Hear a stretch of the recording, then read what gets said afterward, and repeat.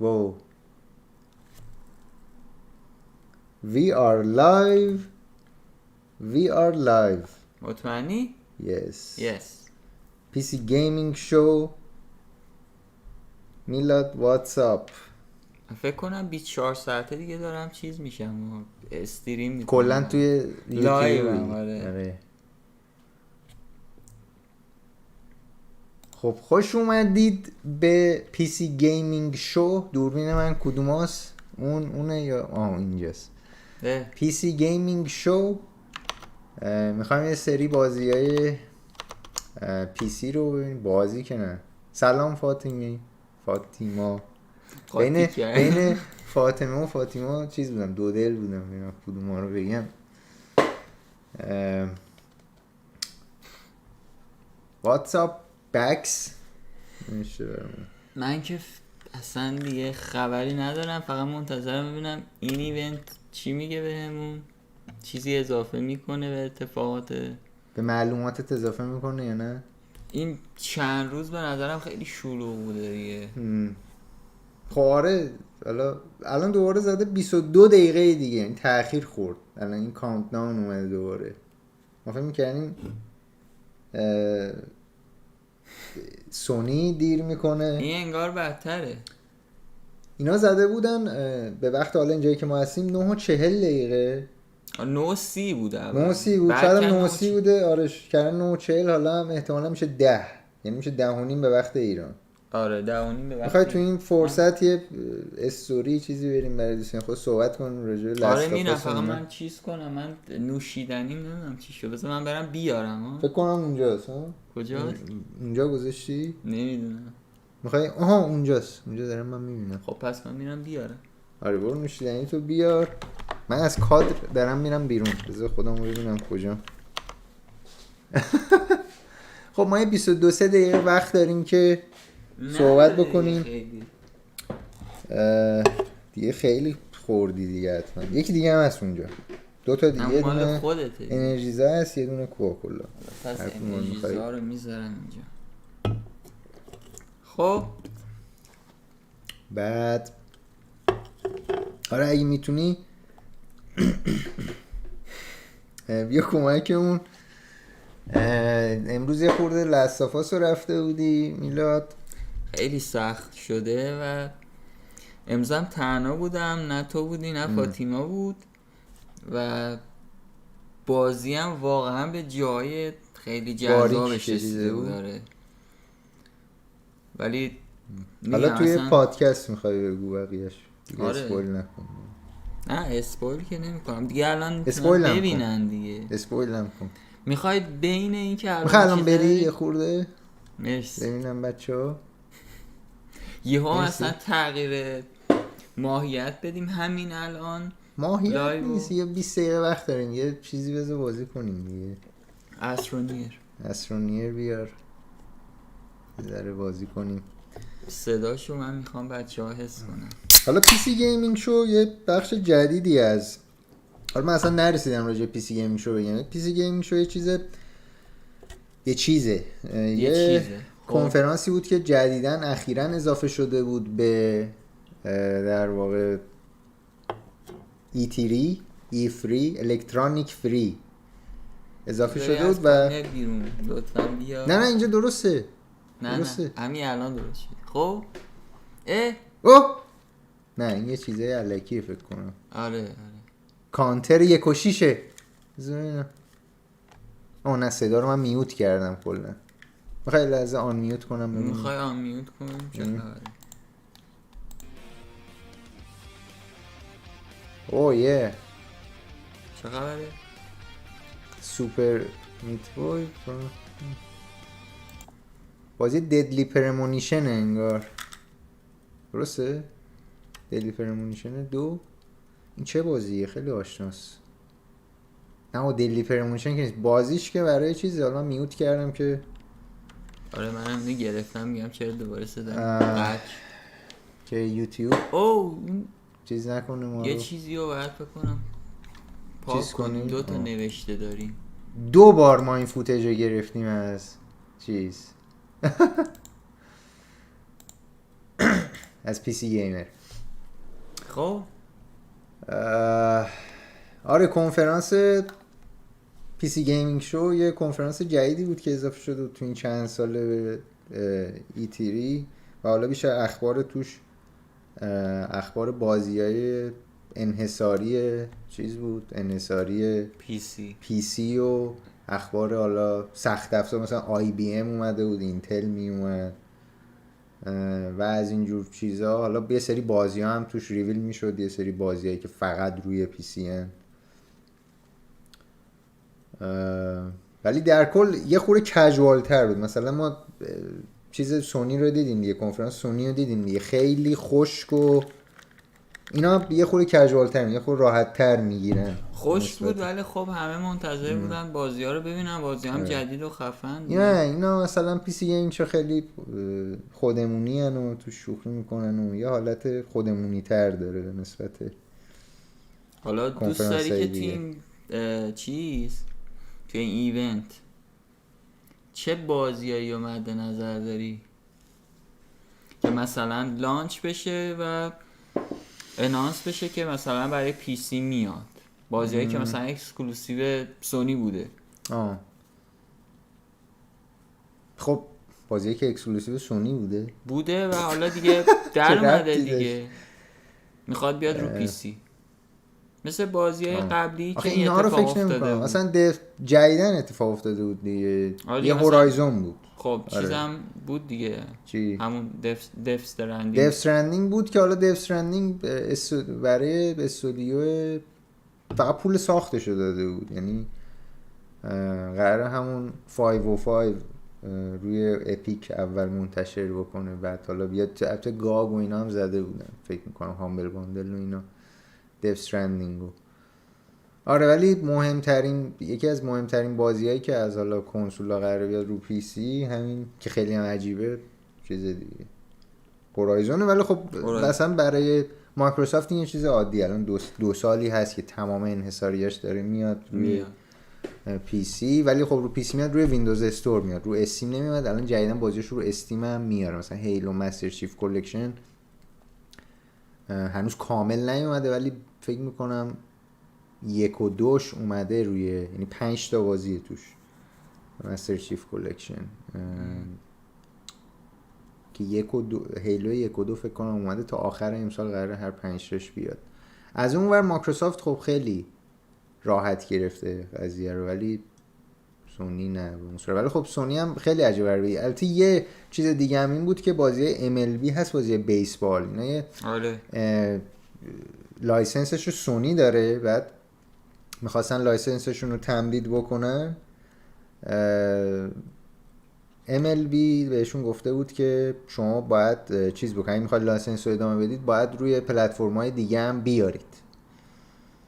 خب و همینجوری شد که بعداً قراردادش شد که اومد بیرون که آره از این بعد بازی MLB که بیشتر از 10 هست فقط روی کنسولای سونی داره میاد، از این بعد حالا قراره روی کنسولای دیگه هم بیاد که یعنی ولی خب استودیو خود سونیه، یعنی برای اولین باری که یه بازی رو استودیوی سونی میسازه و همزمان قراره بیاد روی چند تا پلتفرم. اگر نوشته چی؟ Which console game do you want most on PC؟ Demon Souls 50%. جالبه دلستافاس 2 رو برای اینکه خیلی ها میرن مثلا به خاطرش کنسول گرفتن، اینا اصلا دوست ندارن این بازی بیاد رو پی سی. نه دوست دارن دیگه. 21%. نه منظورم اینه که کمتره دیگه. آره دیمن سولز یه چیزیه که خیلی عجیبه میشه، حالت شوخی داره اون. خب لاستافاس 2 خاطر که عمرم بیاد به نظرم. بکنم شوخیش هم قشنگ نیست. نه باید بیاد، یعنی دیگه الان لاستافاس یه بازیه که باید همه تجربه بکنن، یعنی کسی نباید به خاطر اینکه کنسول پلی استیشن نداره. به نظرم خیلی بیخوده که کسایی که پلی استیشن ندارن نمیتونن تجربه کنن یه همچین بازی رو. کاش که مثلا حداقل می آورد روی این حالت. بعضی از فنبویا ناراحت میشن که مثلا اوه بازی انحصاری رو چرا آوردین روی پیس. خب این اگه بازی خوبه همه باید چیز بکنن دیگه، همه باید استفاده، همه باید تجربه کنن، همه حال بکنن. اگه همه بازی انحصاری بمونن که دیگه یه تعصبی که نشون میدم خیلی برای من جالبه. مثلا خیلی روش مثلا فوکوس میکنم، میگه نه آقا اگه این بیاد دیگه وای به حال سونیه، با چه خبره. خود سونی دیگه خودش دیگه داره به نظر قمه ها رو فروخته، دستمال گردن خریده، کراوات خریده دیگه، بی خیال. بعضی اون تعصبی که نشون میدن اصلا من خودم خندم میگیره. میگم خود مثلا شاید هد سونی اینقدر تعصب نداشته باشه روی این قضیه. نه تو رفتی مثلا $400 $500 دادی یه چیز گرفتی، یه کنسول گرفتی، یه بازی هم بیش کردی دیگه. حالا تعصبی که مثلا داری چرا؟ ولی خب مثلا این چیزی که الان خیلی ساختار PS4 به PC خیلی نزدیکه، یعنی همون x86 مثل Xbox 360 مثل Xbox One خیلی راحت تر میشه بازی PS4 رو پورت کرد به PC. و حالا انجینی هم که مثلا بازی هورایزون زیرو دان هست، اون انجین هم خیلی مثل این که خوب آپتیمایز شده، خیلی بازی ها راحت، بازی خیلی روش راحت راه میشه. به خاطر همین خیلی راحت تر میتونن تصمیم بگیرن اوکی ما این بازی رو فروشش رو کرده، اوکی بذارمش رو پی سی. حداقل پلیرهای پی سی که مثلا هیچ موقع کنسول پلی استیشن نداشتن، یه بار یه انحصاری پلی استیشن رو تجربه میکنن، ببینن مثلا چه کیفیتی داره، چه مدلیه. یه بازی فروشش یه خوری کم، چون فروشش هم کردن، چی میخواد بفروشه دیگه هورایزون. خب با نسبت $20 شده دیگه، میدونی دیگه نشسته بشموره سونی ببینه که هر ماه این بازی چقدر میفروشه. به خاطر همین حرکت خیلی خوبی هم هست. اصلا به نظر من فرض کن یه بازی که انحصاری سونی میاد یه سال اول فروششو میکنی، یا حالا بازیایی مثل جی تی ای اینا که چند سال هنوز که هنوز داره فروش میکنه، نه ولی بازی‌ها اصولاً یه سال و نیم فروششون رو میکنن دیگه. حتی من به نظرم 6 ماه اول، ولی ما میگیم آقا یه سال، یه بازی یه سال و نیمه براش در نظر میگیریم. بعدش به نظرم باید این بازی‌ها فرض کن وقتی یه بازی انحصاری سونیه و خفن باشه، این حالا نظر من شاید هم اشتباه باشه، ولی وقتی بیاد یه کاربر پی سی اون بازی رو تجربه کنه، مثل لاست آف آس، برای دوش ممکنه بره حتی دیگه صبر نکنه یه سال، بره اصلا کنسول بخره. خب و این اتفاقا یه سیاستیه که میتونه خیلی جذاب باشه که آقا تو فرض کن یکشو اومدی لانچ کردی برای پی سی و طرف تجربه کرده، برای دوش ممکنه بیاد بخره. هم هورایزون مثلا بازی رو تجربه می‌کنه میگه آقا خیلی بازی‌ها خفن. من خودم فرض کن عاشق بازی با پی سی ام تا کنسول و همیشه هم گفتم تو بازیایی که کردم مثلا با دسته خیلی مشکل دارم، نمیتونم خیلی کنترل بکنم و خوب بازی کنم، ولی اینقدر بازی‌های خفنی روش هست که ترجیح دادم با به قول معروف کنسول سونی بازی بکنم، حالا به هر سختی که هست به جون بخرم بازی بکنم. ولی یه سری هستن ممکنه حتی خیلی تعصب داشته باشن رو پی سی، ولی بازی رو ببینن بعد دیگه یه سال صبر نکنن برن سراغ این. به نظرم خیلی منطقی تره، هم برای خود شرکتی که سونی فکر میکنن به این چیزا رسیده، ولی شاید بعضی از اونایی که متعصبن هنوز نرسیدن به این قضیه. آره نه، اونا که هیچ موقع از بین نمیره فکر میکنم تا موقعی که کنسول هستن. همه اینا هستن مثلا روی چه میدونم، حالا اینا که به نظرم خوباشه، مثلا تو قسمت موبایل دیگه برتر، مثلا iOS با اندروید دیگه خیلی به نظرم رو اعصاب کسایی که مثلا تعصب دارن روی این قضایا. الان محمد رضا هم گفته که خب سونی فکرش اینه که بعد کنسول من داشته باشی تا بتونی اینو تجربه کنی و خب این درسته، ولی ما حرفمون اینه که آقا مثلا بعد یه سال که این بازی فروششو میکنه یا کنسولتو میفروشی، بعدش اون کاربر پی سی باید اون رو ببینه، با 2 تا تیکه فیلم که نمیتونه، باید خودش تجربه کنه. وقتی تجربه کرد شاید بیاد دفعه بعدی، حالا نسل بعدی همون نسل رو بره بخره برای بازی انحصاری. این چیزیه که میگم خودشون هم شروع کردن دیگه. الان بازی همون به هر حال بازیایی که الان دارن اناس میکنن بازیای کمی نیست به نظرم که از اکسکلوسیو داره در میاد سراغ پیسی و چیز، یا همون حالا یه سریاشون که از اول قرارداد میبندن میگه نهایتا یه سال، اونه که بحثش جداست، ولی اونایی که کامل دیگه حالا زیر مجموعه خود سونیه به نظرم این مسیر میتونه بهتر باشه. آره من قشنگ نسل قبل که اصلا PS3 عقب بوده از 360 از لحاظ همه چی و اون آخرای نسل بود که رسید به 360 نینتندو ویو که هیچ کدوم نتونستن بگیرنش، ولی PS3 حداقل به خاطر همین فکر کنم لاستافاس و یه دو سه تا انحصاریه آخر آنچارتد 3 و مثلا جرنی و اینو من یادمه خیلی هم میرفتن خاطرش PS3 میخریدن. اونم هست، اونم یعنی انحصاریه خیلی کمک میکنه که طرف بره اونو مجاب بشه بره کنسول رو بگیره. وقتی کنسول رو میگیره حالا فکر کنم مثلا یه نفر یه کنسول داره و دیگه تو اون موقع کال آف دیوتی تو جی تی ای تو اینا رو میری رو اون یکی میخری و دیگه اون پولش میرسه دیگه. حالا ما بحثمون این بود که اینایی که ناراحت میشن، یعنی اینایی که چیزا مثلا میگن او نباید این بیاد و این باید انحصار ما بمونه و فلان و این حرفا.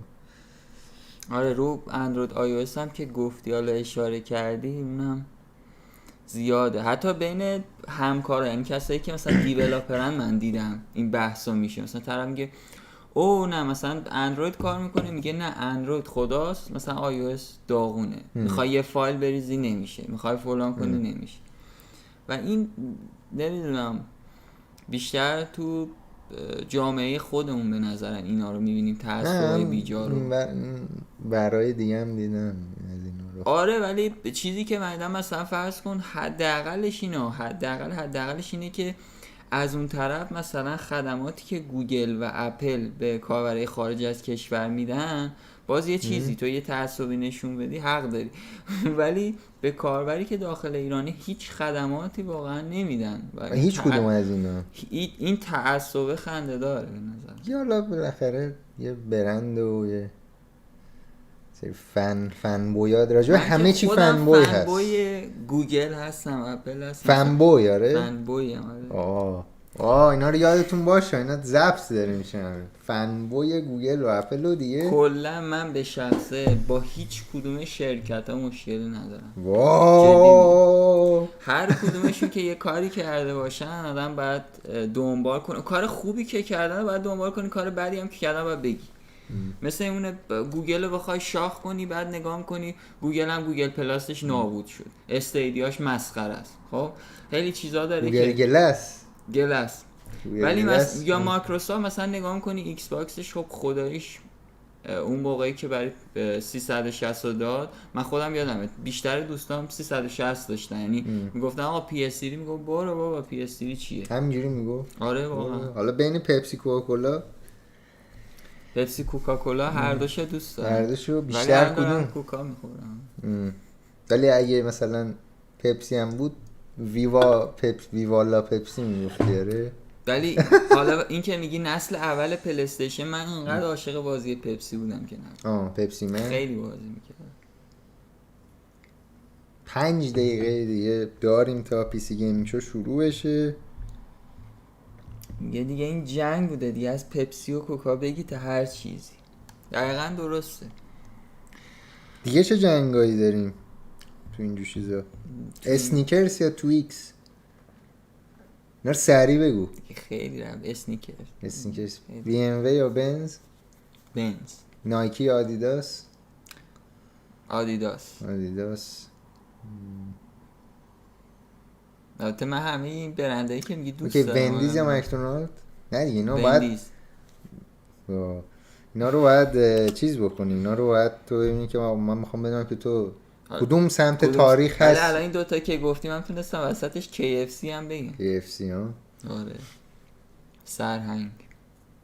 KFC هم خیلی گنده است فکر کنم. یا مثلا وسط بنز و بی ام و میتونستم آودی رو بگم.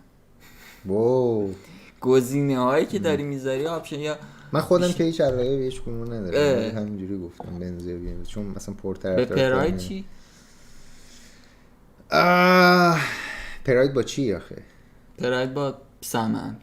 پراید با سمند. خب سمند درب خودرو باز است. درب خود اونو من اصلا ما چیز داشتیم پژو پارس ایلیکس داشتیم، اونم همش میگفت ها. بعد اصلا چیز زده بود برقش مشکل داشت که فکر می‌کنم قاطی می‌کرد همیشه خدا همه این ماشینای ایلیکس همش فکر کنم برقشون مشکلی داره. میگفت اون درب خود رو باز است و میگفت نمیدونم یه چیزی میگفت روغن موتور باید عوض بشه، سرعت شما زیاد است. اونو نمیگفت ولی هم تو برقش مشکل داشت. یه روغن رو میگفت هر دفعه که ماشین روشن میشد در خودرو رو میگفت و یه چیز دیگه. یعنی عادتیه نمیگفت چیز میکنیم شک میکنیم ماشین داره درست کار میکنه یا نه. خوب سوق دادیم بحث رو. آره. کم کم میره دوباره تو خواستگاری در مورد پادکست. حالا سونی یا مایکروسافت؟ سونی یا مایکروسافت؟ سونی. اپل یا گوگل؟ گوگل. چالشت بکشم یا خوره. بعد جالبیش نه اصلا گوشی رو نگاه کنم نه اپل ولی چی میگه این مثلا؟ چرا میگه گوگل؟ دیگه چی داریم؟ کروم یا ادج؟ مسی یا رونالدو؟ سر این دیگه من دیگه میرم از لایو میرم بیرون. سر این دیگه میگم نه خودت اصلا طرفدار رونالدو نیستی؟ نه نیستی. بین رونالدو و مسی خب مسی. نه من رونالدو. لایو رو قطع کنیم. آره قطع کنیم. ولی این چیزی که هست اینه که من رو هیچ کدوم اینا تعصبی ندارم. یه غیر از رونالدو.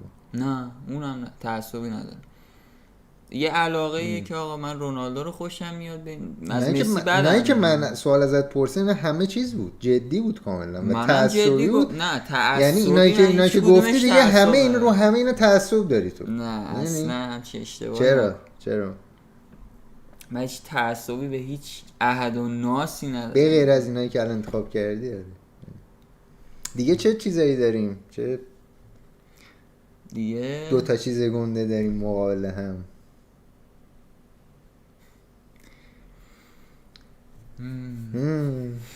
اینا رو باید یه جایی یادداشت کنم بعضی موقع. کورش یا میلاد؟ خیلی ساده است. آره دیگه خیلی ساده واضحه دیگه آخه گفتم نداره. جی تی ای یا لاستافاس؟ سخت‌ترین سوالیه که مثلا برای خودم پیش میاد اگه میپرسید. کدوم جی تی ای آخه؟ کلا بازیای سری همه بازی جی تی ای. آره جی تی ای. منم جی تی ای. آخه جی تی ای باید با سینتس رو به نظرم مقایسه کنم. من اون موقع سینتس رو انتخاب میکنم بین سینتس رو و جی تی ای، چون تو یه سبکنده یعنی یه کارو دارن انجام میدن. یه بخش از مغز منو چیز کردن، اشغال کردن. ولی جی تی ای اینجاست، لاستافاس اینجاست. خیلی چیز نیست، مشترک نیست. چند ثانیه مونده؟ بذار من دیگه برم رو. چند ثانیه مونده؟ 35 34. تایشو بذار بگم استقلال یا پیروزی گفتن هیچ کدوم مثلا تیمای ببخشید داخلی مزخرف ببخشید داخلی بازی مسخره است آخه. پرسپولیسی من پرسپولیسی نه من بخوام که خب سپاهانیه ولی هیچ کدوم به نظرم اصلا لیگ ایران رو باید درشو گل فوتبال ما اصلا با هم کنار نمیایم انگار. آره ولی تیم مشخصا منچستر یونایتد محمد رضا واقعا حرفتو قبول دارم ولی نه الانش. قبلا که سر الکس فرگوسن بود و قبول دارم، الان باهات موافق نیستم. چیزی رفت مثل اینکه تیتراژ فیلم تموم شد پاشیم بریم خونه. تشکر کردن از مکس پین 2 زده بود. واقعا فکر کنم فیلممون چیکا چیکا بوم بوم. قبول داری؟ فکر کنم فیلممون کرده. من خیلی حال کردم ما این لایو. نه تو حال کردی یا نه؟ آره بحثای خوبی کردیم ما خود بینش. تصویری که اینجا بود به نظر ما بحثای خوبی کردیم. اوه دیگه میخوای صداشو باز کنی ولی اتفاقاتی داره میفته.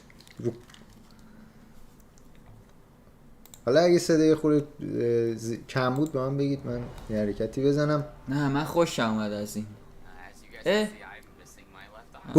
من داره میاد صورت. این چی بود یا گفت من چفم از دست دادم. همونو بازی کرده، یعنی یعنی باش بازی ساخت. محمد رضا قهر کرد چون گفتیم فقط دیگه بود ندیدید، تجدید نظر میکنم روی این لایو.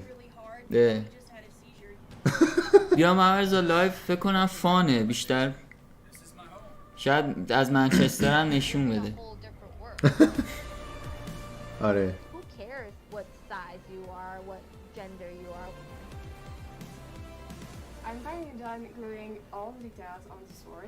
با این شمشیر آجی بود. فاینال فانتزی، شخصیت فاینال فانتزی بود.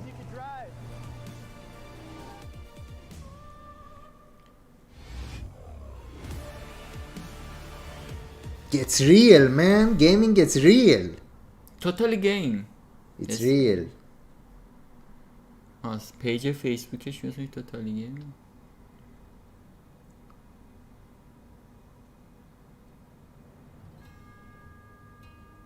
Breaking Bad.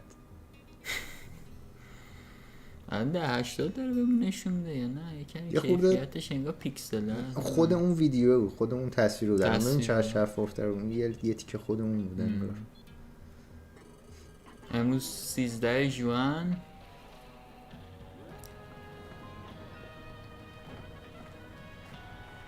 این چیه؟ این تیزر خوده. آره جالبه. اولش چیز بود، انیمیشن نبود اولش، بعد تبدیل شد به این. چرا؟ خیلی باحاله، خوشم اومد از این حرکت.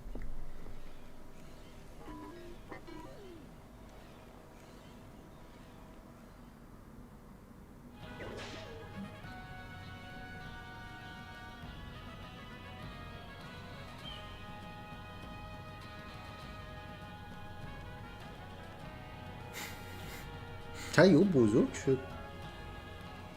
ولی این رباته چیز دیگه، این انیمیشن الان واقعی که نیست. آره اوکی انیمیشن. این خوره خیلی داره واقعی به نظر میرسه، سایه ها و اینا. آره این کنفرانس و این رویداد خود چیز مجله پیسی گیمر. آره اسم رویداد پیسی گیمینگه ولی خود اون سایت یا رسانه پیسی گیمره.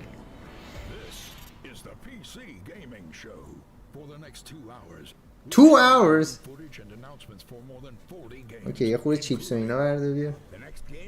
به نظر 2 ساعت ما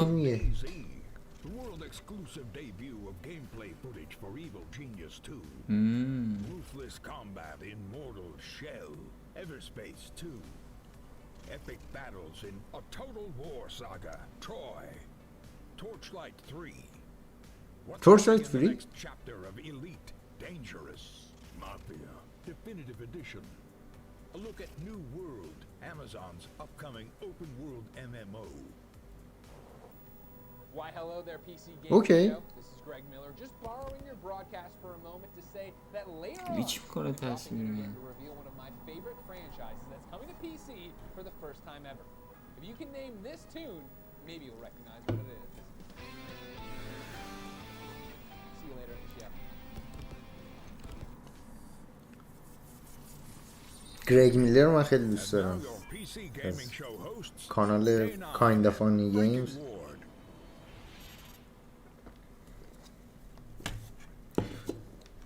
خبرم که تو اوریجین بازی‌ها رو نمیدونیم، هیچ بک‌گراندی نداریم. نه مافیا و اینا بازیایی که حالا معروفن یا نیستن که حالا همش که 2-3 تاشو گفت دیگه.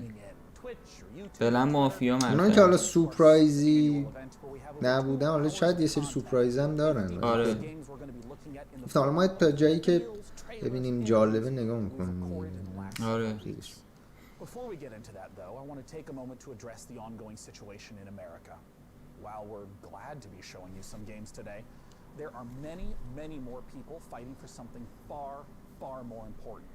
میگه صداش بلندتر نمیشه، صدا خیلی کمه براشون. الان اوکی میکنیم. الان بعد از We know that black lives matter and this is not a fight that we are willing to stand on the sidelines for. So what can we all do? There's a great many organizations that deserve support right now, and one of them is the NAACP Legal Defense and Education Fund at naacpldf.org. If you want to support this and get some great games in the process, hundreds of developers have joined together at itch.io to create the bundle for racial justice and equality. It's a pay whatever you want for the bundle, and 100% of the proceeds go to the NAACP Fund and the Community Bail Fund. There's a lot more resources and information we'd like to share, so PC Gamer has created an ongoing list of ways that you can get involved in supporting protesters. That's at pcgamer.com/Black Lives Matter. Okay, we're going to begin the reveals in a moment, but this wouldn't be a PC gaming show without my dear friend and co-host Frankie Ward joining us from the other side of the internet. Welcome, Frankie, and why don't you say hello? Hello, Sean, and hello to everyone watching around the world. We're really excited to be with you again, and Sean, I've prepared a veritable smorgasbord of PC gaming interviews, trailers, and announcements. This year's show features the most games we've ever presented, so grab your beverage of choice, because it's go time. Thanks, Frankie, and I gotta say, your apartment looks quite a bit more like a music video than mine does. Maybe I should have sprung for better lighting. Either way, it's time for the PC Gaming Show. And as I said earlier, 50 plus games. We've been talking to developers, interviewing them for weeks now. And though it looks kind of empty here, I'm not alone. My beautiful assistant and good buddy DevBot. You may have seen him making his way over here. He is awaiting us. So let's go join him and get the show started.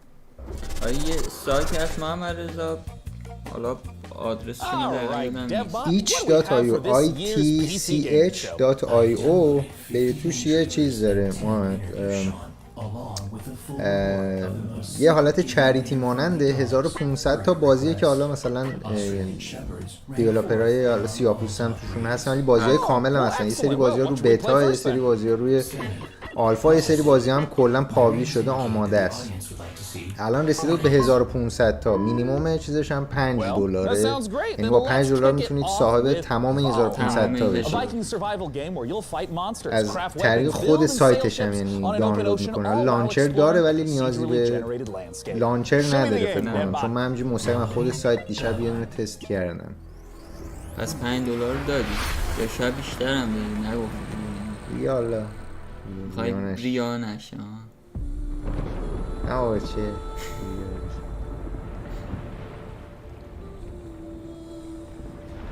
خودت ریانشی. این بازیه چرا اینقدر جذابه؟ تو هم یه تیکه آیرن گیت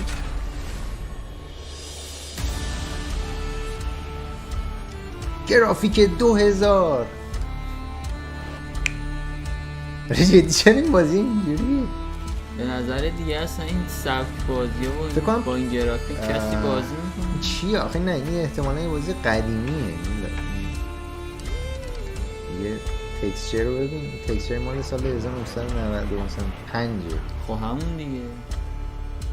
بعد الان 20 ساختن هم چیزی و شاید هم یه بعدش میان ریمیکشون مثلا یه اونجا میگه before and after. اصلا ببین اینا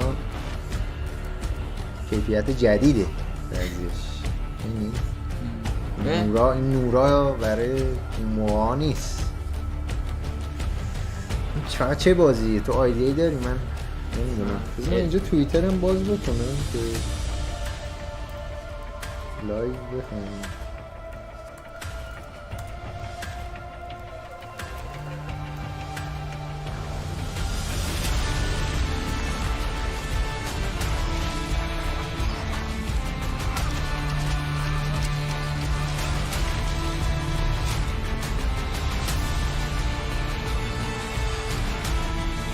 همون بازی چیز نیست؟ پورتالوار هم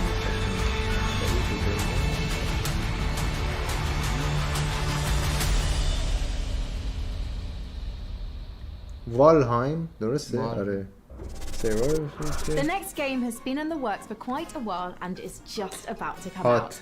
I've been following it the whole time, and if a game that features farming, creature collection, dance battles, and bears wearing pants sounds like your cup of tea, then it's time to put the kettle on and enjoy some oodles. همش افته بود. این مثل اینکه یکم تکسچراش خوبه.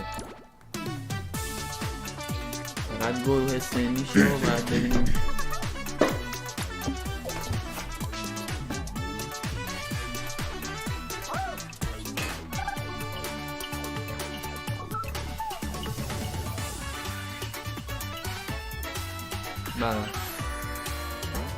این بازی انیمیشنه داره.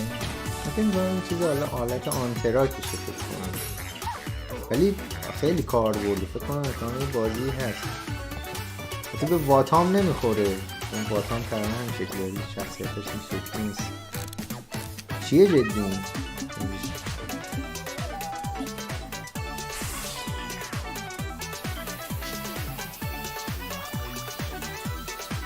Early access اوبلتس تاریخ نوشته بود؟ نه ولی نوشته بود اپیک و ایکس باکس و ارلی اکسسش هم. DevBot, you wouldn't have chosen this game because in Torchlight 3 you can play as a steam-powered robot, would you? My game selections are entirely objective and determined by an algorithm that shows the audience only what it wants to see. Show me the algorithm, DevBot. The algorithm is proprietary. Okay, well, let's play the Torchlight 3 trailer, and when we're done, I want to talk to one of the Torchlight 3 devs. World exclusive. What? Torchlight 3 تورچلایت هم باید نگاه هم بهش بندازم. یه نگاه؟ آره فقط یه نگاه چون مجانی و هم رو PS4 ریختم هیچ وقت ران نکردم هم روی پیسی وقت نمیشه. یه آلترناتیو خوب برای دیابلو، یعنی آلترناتیو رایگان برای دیابلو حالا چنده ولی مجانی و عمقی که داره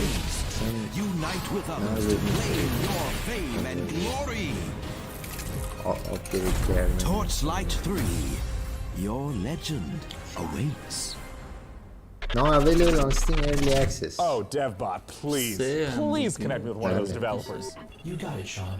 Joining me today to talk about Torchlight 3 is Max Schaefer. Max, thanks so much for joining us. Hey, thanks for having me. I'm happy to be here. Now, Max, Torchlight 2's story began with the alchemist from the original Torchlight becoming corrupted and evil. How does Torchlight 3's story tie into the first two? Well, we're in the same world, obviously. We're about a century later now, though, and the Empire is century. Wow. Yes, the Empire is in decline, and they've gotten a little lazy, a little comfortable, and a new threat looms on the horizon. So once again, the adventurers will have to battle the Netherim and all the evil baddies threatening the world. In terms of the scope and scale of Torchlight 3, how does it compare to the previous editions? Well, we've expanded quite a bit. Now, anyone who's played Torchlight 1 and Torchlight 2 will be comfortable with the mechanics and how to play it and all. But we've expanded and let players make their own mark in the world itself. Like you can customize fort. PlayStation و Xbox کدوم انتخاب می‌کنی؟ That you can build things in, you can do things that benefit your whole account, and you can put things in there that are useful to other players. And other players will see your fort randomly out in the world. سونی تلویزیون هم میزنه. Because if you're an action RPG player, you may recognize something like a knight or a mage, but in Torchlight 3, we got the steam-powered robots, we have the rail master that can summon trains. Talk to me about not just what some of the classes that players can فقط ولی به خاطر بازی ها. چی؟ میگم به خاطر بازی هایی که میخواد بیا. خب صدای هو رفت بالا. آره انگار بازی هایی که قراره اناونس بکنه خیلی چیز نیست. حالا ما یه خورده دیگه باز ادامه میدیم. اگر خبری نبود که شما رو به خیر و ما رو به سلامت. بعدش میایم فقط چیز میکنیم دیگه. چیکار میکنیم بکنیم بعدش؟ بعدا اگه بازی ها رو حداقل لیست و ایناشو در میگیم. آره بکنم همون جذابش به همون مافیا بود که همون اول گفت. حالا اونم هنون نشون نده. اوکی حالا که ما سکوت کردیم. And it's definitely worth exploring their fort because you can not only use things like the luck tree, but you can use their enchanting table and whatever recipes they گاد want آف وار رو من دیدم و خیلی دوست داشتم تجربه کنم. 2 سال پیش PS4 خریدم.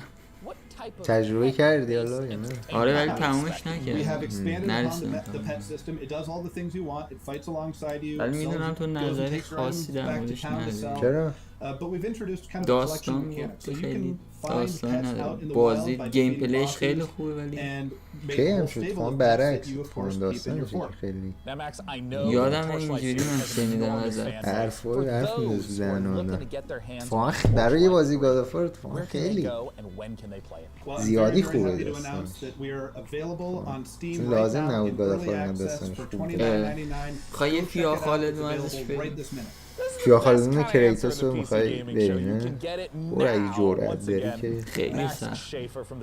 اون اینقدر پازل داره که این آخری آره این آخری چی؟ پازلاش اینقدر زیاده و سخته که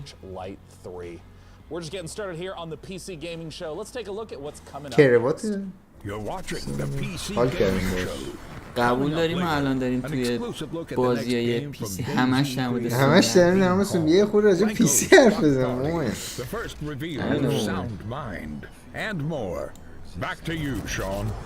Back to you, Sean. Well, hey everyone, I hope you're having a great time. I know I am, and I know you want to tell me how much fun you're having, but don't shout. اگر این لایو بود خیلی بهتر بود. کنفرانس لایوشون هم میدن خیلی فان و خنده دار خودمون بود. Facebook or the PC Gamer forums or a Ouija board or a Messenger Falcon, whatever is your desired form of communication. I'm sure you've been seeing many of those comments show up live in the show today. و این انتخابی هم می‌کردن یارو اومده تو زیر زمین انگار اومده توی نیروگاه هسته‌ای وایساده در حرف می‌زنه خیلی راسته برای همه پی سی گیمرها احتمالاً تو زیر زمینه. من استنباطی که از پی سی گیمینگ دارن اینه که توی اتاق تاریک و تو زیر زمین داره اتفاق میفته.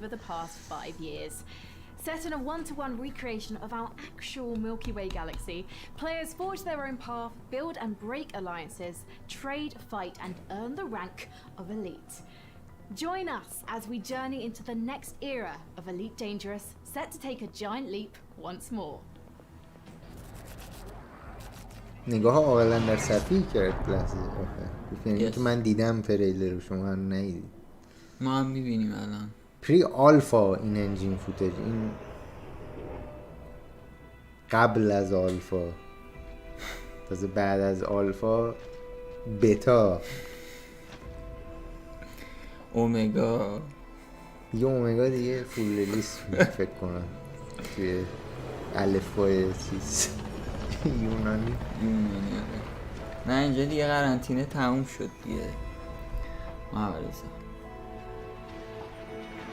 اپیک گفتی آن اپیک جرنی آن اپیک جرنی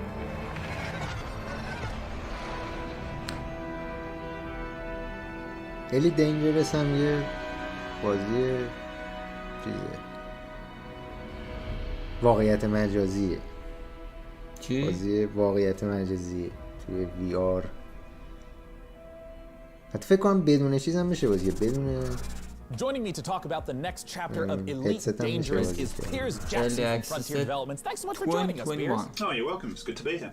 Now, I have a lot of questions about the trailer we just saw, but I'm wondering if you can contextualize a little bit for those who haven't played Elite Dangerous. What is it? So I think the best way of explaining what Elite Dangerous is to understand how big it is. We have created a title that's the most complete. فاصله رو ما سعی کردیم رعایت بکنیم دیگه. قرنطینه نیست، ولی می‌بینی که من این ور نشستم، میلاد اون ور حداقل 1 متر 2 متر بین اون فاصله است توی استریم. ولی دست من چون بلنده میرسه. کرونا نداره.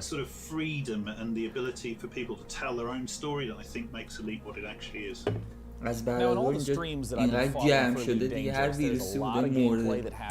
خودم پختم. ویروساتو کشتی نه؟ آره. In this trailer though, we saw feet on the ground.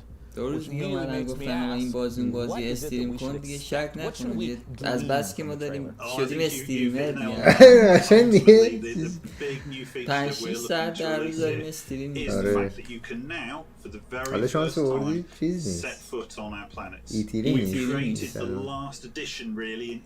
یعنی باید بیخیال فیا خالد میشه این وقت نمیشه ولی اگر گرمم نمیشد و یه کمی بینش بریک میرفتم میتونستم واقعا یه روزه بازی لستافس رو برم این علاقه داشتم برم این کار بکنم باید بذاریم اصلا یه ساعت که بازی میکنی یه 5 دقیقه کلا برم تا تایش خب نه منظورم مالا استراحت 5 دقیقه 10 دقیقه بشینی بری که دیگه روانی میشی قند خونت میاد پایین لحظه پاشی حرکت کششی انجام We link all the way from ground to the buggies, the SRVs, all the way up to the spaceship, so that it becomes a holistic event. The design actually encapsulates the whole experience. In terms of some of the other systems that are on the planets are various resources or points of interest. What are some of those that might tie back to some of the gameplay that someone would be familiar with? نظرشون مثبت بوده مثل که چشمک داریم نه این هنوز داره نه همینجور چشم افتاد سختم بکنیم Now, Piers, I have a combo question for you. Elite Dangerous is available right now. Where can players go to play Elite Dangerous, and when can they expect the Odyssey update? So you can join in with our community now, playing Elite Dangerous. Download it via Steam or go to the Frontiers store or purchase it on console.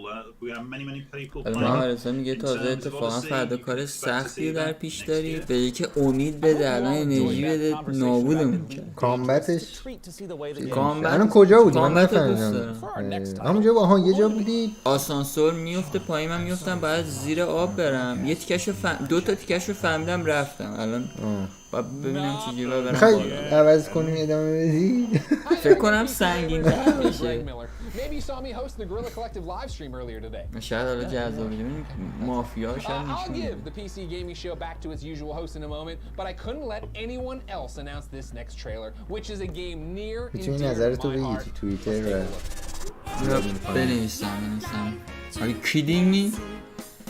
واقعا Persona 4 های Persona 4 میخواد بیاد رو پی سی؟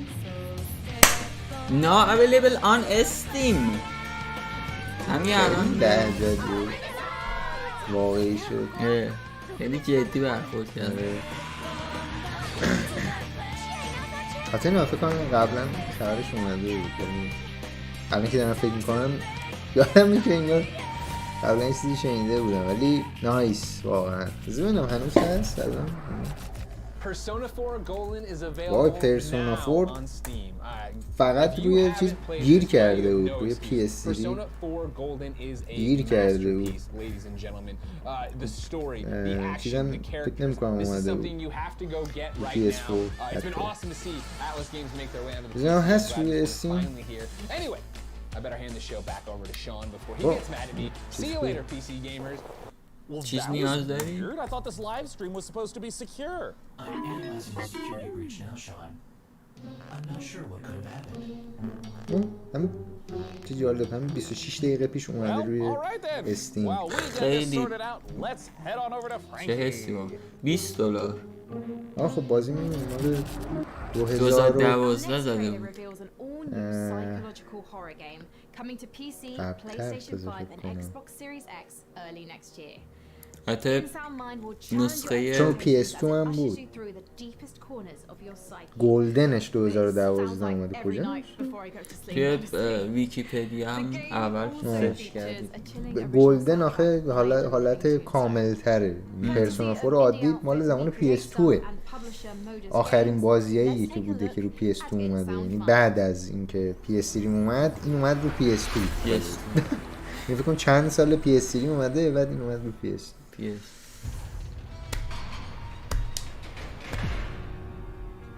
مودس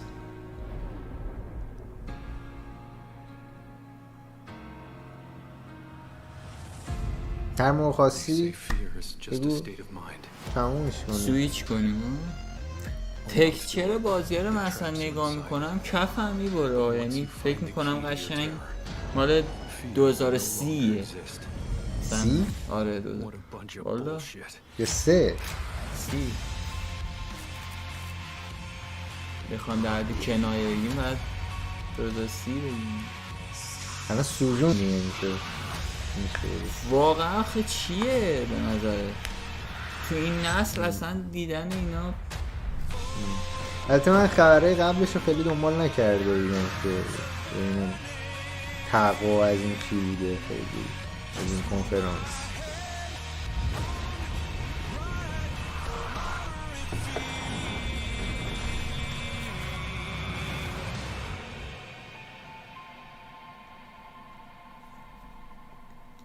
نظرت اینه که سویچ کنیم بریم لستفاس بگیم؟ نمیدونم اگه حالشو داری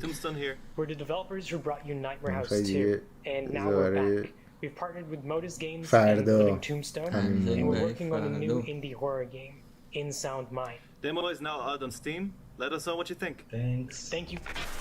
اوکی این بازی هم دموش اویلیبل بود روی استیم.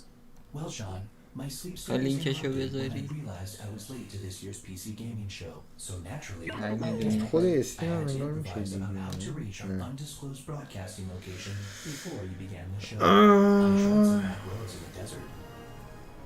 کرسه چرا گم میشه؟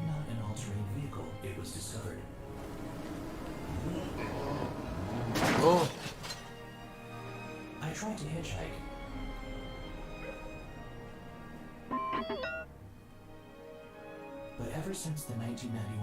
حالا من شنیده بودم دستینی شاید یه چیزایی نشون بده اینجا، ولی پرسونا 4 به نظرم حرکت خفنی که جالبه هم نیم ساعت پیش هم اومده روی استیم از شروع این. آره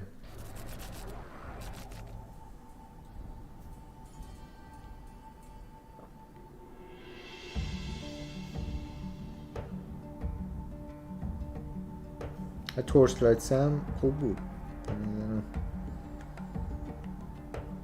این بازی اوبلتس هم بال بود. این چیه؟ گوشم استراحت دارم.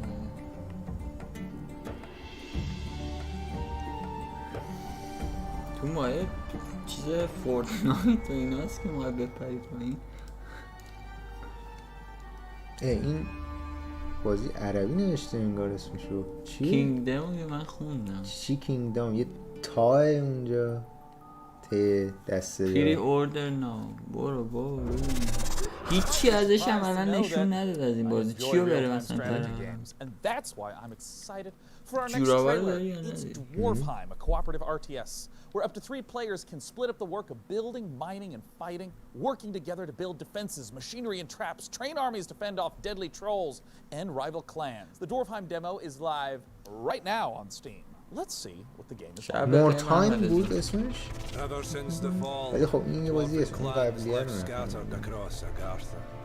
این یه بازی استراتژی 3 نفره است. خب یکی میره سراغ ماینینگ، یکی میره سراغ دیفنس، یکی میره سراغ بیلدینگ. مورتایم بود؟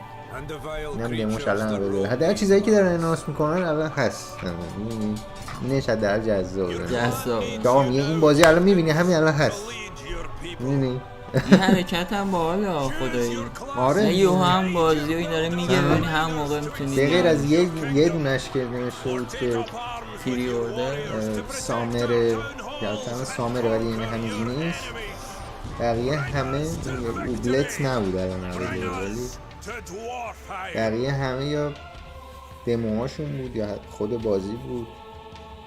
دوارف هایم مالتی پلیر بتا sign up now open.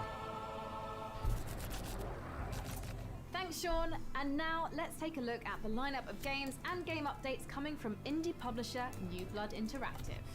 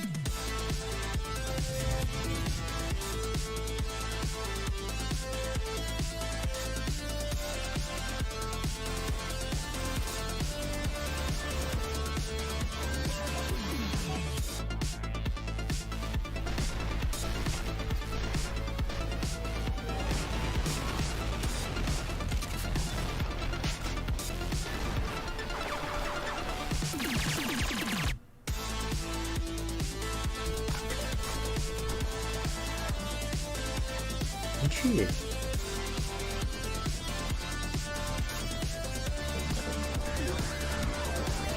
چیز باحالی نزنی اسمش رو نفهمید چی بود؟ کلی چیز نوشته ولی فکر کنم آخرش میدونی.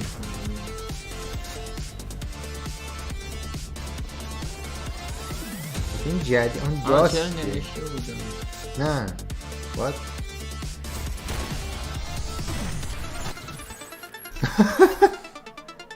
نیو بلاد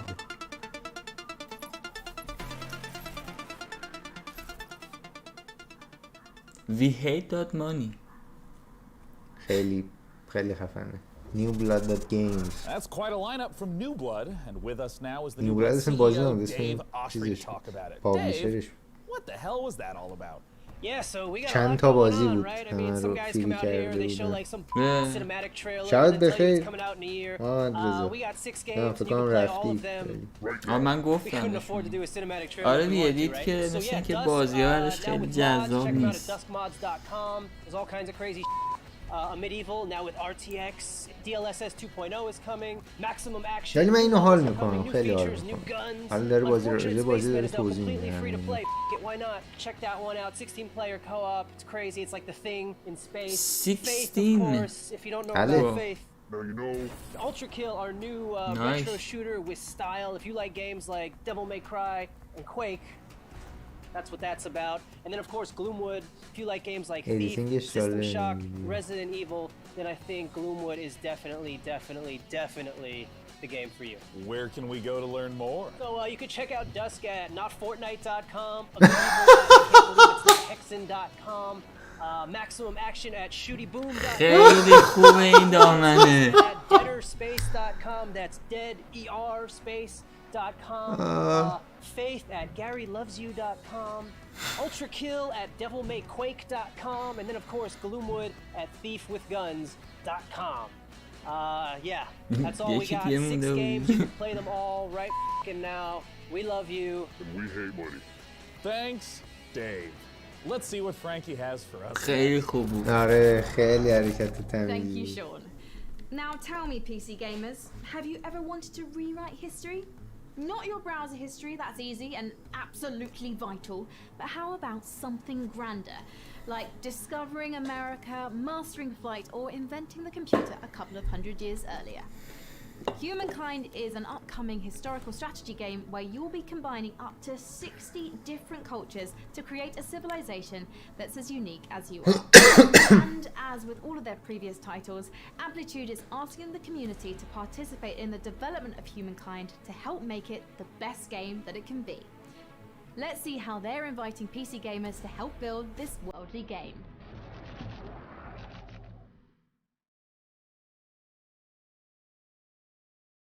Ten years ago. بخش من اینجا دارم میخوره اخبار رو میخونم ببینم. Base game.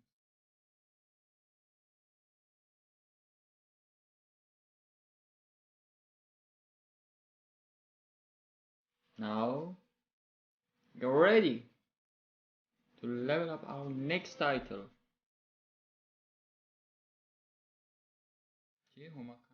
Humankind. Human? یه لحظه داشتم پیام. Where your ideas truly matter. Starting now with free time limited. میگه که شما ایده ها رو میدید و این بازی ساخته میشن. میدونی؟ story. تو مایه هم بازی نیست که میخواستی یه تیکه نشون بدی؟ هنوز لایوشو نرفتی؟ گفتی سربازا رو میفرستی حمله میکنن. خب سربازا رو میفرستی حمله میکنن؟ سربازا رو چیز میکردی برن به جنگ.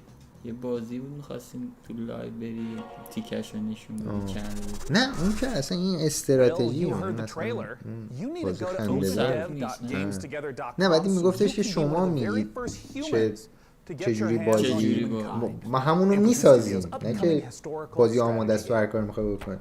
میگه شما تاثیر میذاره توی دیولپمنت.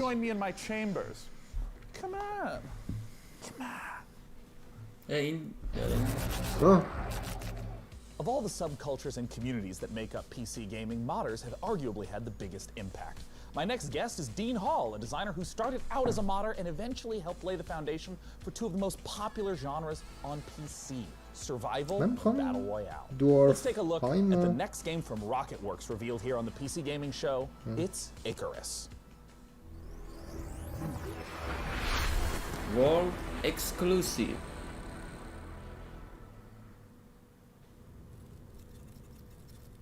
Rocketworks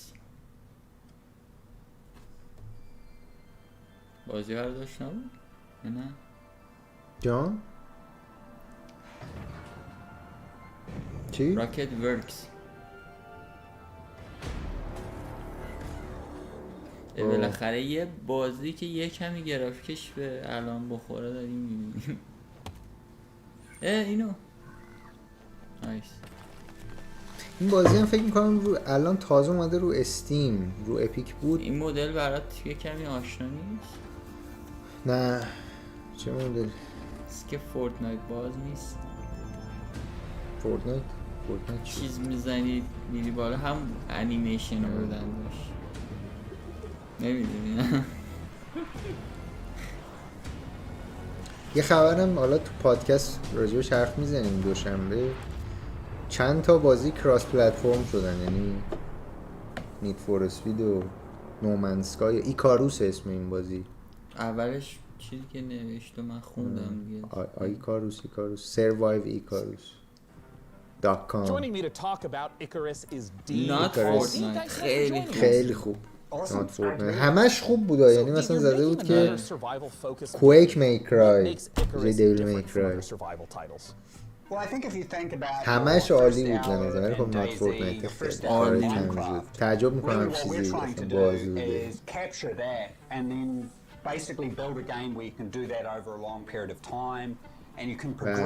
چند تا بازی داشتن دیگه، برای هر بازیشون یه دومین عجیب غریب گرفته بودن که ربط داشت به همون بازی.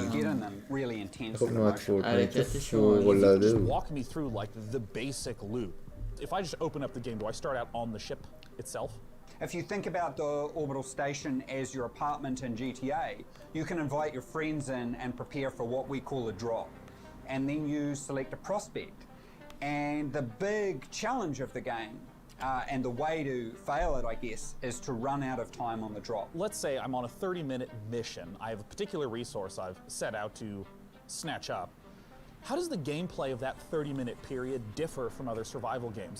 I suppose there were three key things that I felt needed to be addressed before I made another survival game. The first was the ability to scale. By breaking your experience over months and years into sessions, that allowed us to address scale. So you still can do all the things that you do in a normal survival game, building bridges, roads, all those kinds of things. But you're doing it with a medium-term focus. The second was pacing and clear direction, which is helped very much by the structure that we're putting around the session. And the last one is really focusing in on those core survival mechanics, which I really feel is the whole reason that survival as a genre connects so emotionally with players. I guess I was a little surprised to hear that there are 20-minute drops as well as multi-day drops. What are the sort of time ranges we're looking at? Are there different like categories and tiers of drop length?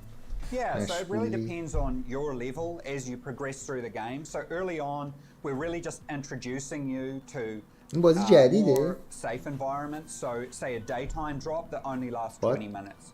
You're only going to be facing the game during the day. ولی ننوشته بود که ناب اویلیبل و چیزی در موردش ننوشته much longer drop windows, but that means you're getting a cycle of day-night. And night, particularly for most of our biomes, is definitely the most dangerous. I want to ask a little bit about what failure means in Icarus. I mean, in the trailer there was someone that fell down and you just ominously talked about the dangers of being left behind on the planet. What happens if you don't make it back to the ship in time, die on the planet? What happens? If you think about DayZ, when you get shot, it's a very binary event that happens and there's nothing you can do, it's just over. And there's a certain charm to that. Everything's gone. Yeah, there's a certain charm to that. But I think if we look about... charm. I like your use of the word charm there, for sure, yeah. Yeah, like, there definitely is. But I think with Icarus, we've chosen one failure state. If you run out of time on your drop, that character and all its equipment is gone. Yeah. So we wanted to make that terrifying, and that's why our tagline is, there are worse fates than death. So it's getting left behind. If you miss your rendezvous window with the orbital station, then that's it. Everything that you've deployed on there, your character, and all that progression of that character, all that equipment is just gone.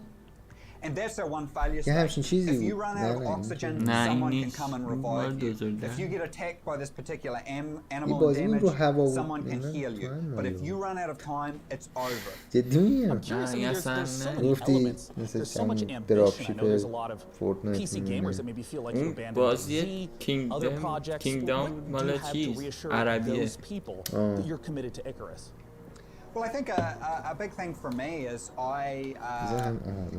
Bohemia was an existing company, and I definitely felt like I was pulling them in a direction that was hard for them to go, and they probably felt like they were pulling me in a direction that I didn't want to go. And it's really been a bit of a struggle for me to develop not only the studio but myself as well. There was a whole bunch of things I had to learn. I had to learn many of those things through failure. The solution there was to make sure it wasn't just the Dean Hall game, but that it was a game built by incredibly skilled people. And we managed to assemble, I think, definitely one of the best teams I've ever worked with. An exceptional concept team through to a technical and production team as well. مخلوطی از چند تا بازیه که من خیلی دوست دارم. My favorite question. When can people get the opportunity to play? چند تا؟ That is a good question. So we're استرونیه looking at sometime next year. مانستر هانتر انگار داشت. چه بخشی شبیه استرونیه یه چیز اومد باز شد نه تو فضای کلا کاسکت داری دنبال متریال میگردیم 99% کاری الان هم چیز رفت باریم شاتل داریم خیلی چیت واقعا شبیه So at the moment we're really sort of heading into that. Well, Dean, thank you so much for taking the time to talk to us. Awesome. Really Thank you. Once again, that was Dean Hall from Rocket Works for the upcoming survival game Icarus. For our next game, let's head to Frankie. When you're an evil supervillain, you have your own sense of style.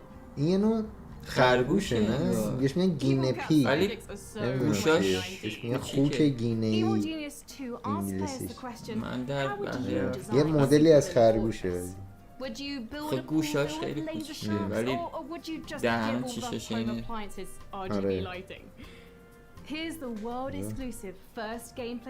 خیلی واقعا به این فضا اصلا میخوریم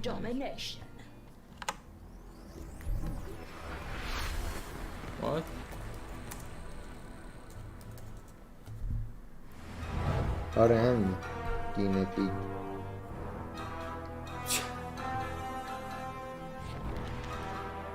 ایول جینیس 2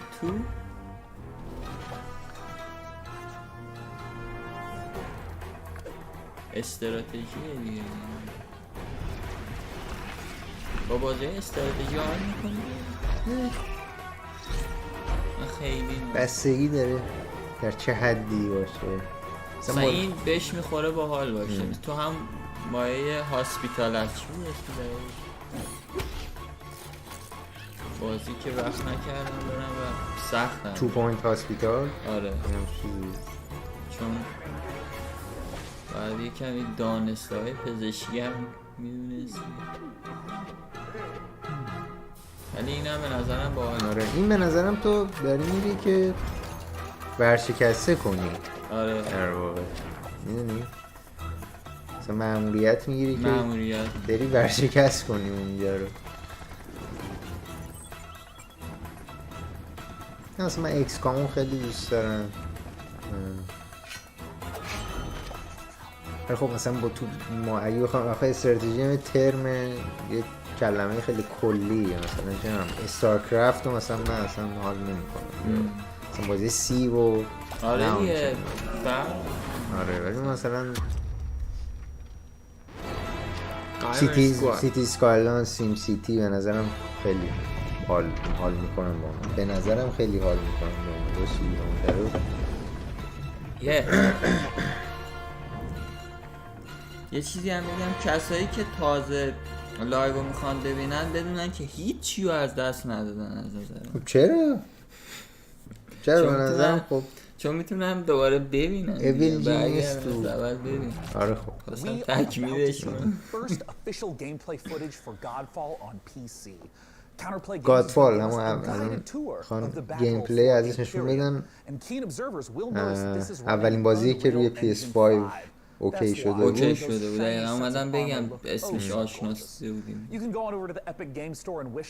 ولی یه چیزای خیلی باحال با هم نشون دادن. چی؟ تو همین ایونت به نظر. آره به نظر من یه خورده میشد سرعتش بیشتر باشه. آره این بازی هم خیلی خوب بود. الان خوشحالم که میخواد روی My name is Keith Lee and I am the game director for Godfall. On behalf of Counterplay Games, we are very excited to share gameplay with you today and to offer you a glimpse into the mystical world of Godfall. Please enjoy. Godfall is still in development, so some things will change and improve in the final product, including visuals and performance. Godfall is set in a brand new high fantasy universe filled with heroic knights, arcane magic, and forbidden realms. The world is split up into the elemental realms of earth, water, air, and fire. You play a Valorian knight, a godlike warrior able to equip valor, legendary armor sets that transform you into این مالتی پلیر به نظر میرسه. من فکر کنم هرچی رو PS5 هر چیزی دیده بودم انگار چند نفره بود. You'll get to tear through enemies to challenge a mad god who awaits you at the top. Throughout your journey, you'll find ancient valor plates lost in time, each with their own characteristics and long history. Now let's talk about gameplay in Godfall. First, our team wanted to do something different. We wanted to combine action RPG loot progression with third-person melee combat to create what we think is a whole new genre, the looter slasher. Oh, nice. Our game is therefore one part gear-driven and one part player skill-driven. In other words, not only do we want you to find exquisite weapons with powerful loot traits, but we also want you to have that feeling of accomplishment from mastering the wide set of combat mechanics available to you in Godfall. خب این میشه تو سبک احتمالاً دیابلوه. حالا دیابلو دوربینش از بالاه، انگار دوربین بخوای بکنی سوم شخص. من میخوام این بازی رو بازی کنم. و خیلی خوشحالم که روی پیسی هم میاد. and we'll be showing you آره فکر کنم اول روی استیم نمیاد اپیک PS5 میاد. When PC gamers think of iconic first-person shooters, they think of games like Doom, بازی کم Quake, داره. and Duke Nukem. Our next trailer shows a project that celebrates the proud heritage of sci-fi FPSs while taking advantage of some very modern visual effects. منتظر بودم من. ما بیاریم. داشتی چیزی میگفتی؟ From Bounding Box Software and Publishing. در مورد این بازی میگم هیچی ممکنه هم نه از اول بیاد. اکسکلوسیو که نیست. نه اکسکلوسیو نیست. هامبل گیمز؟ ولی چیزی که مشخص شد اینه که رو اپیکه، رو استیم نیست. آره اونم میتونه تایمی باشه. اونم میتونه بعد آره 2022 بیاد رو استیم.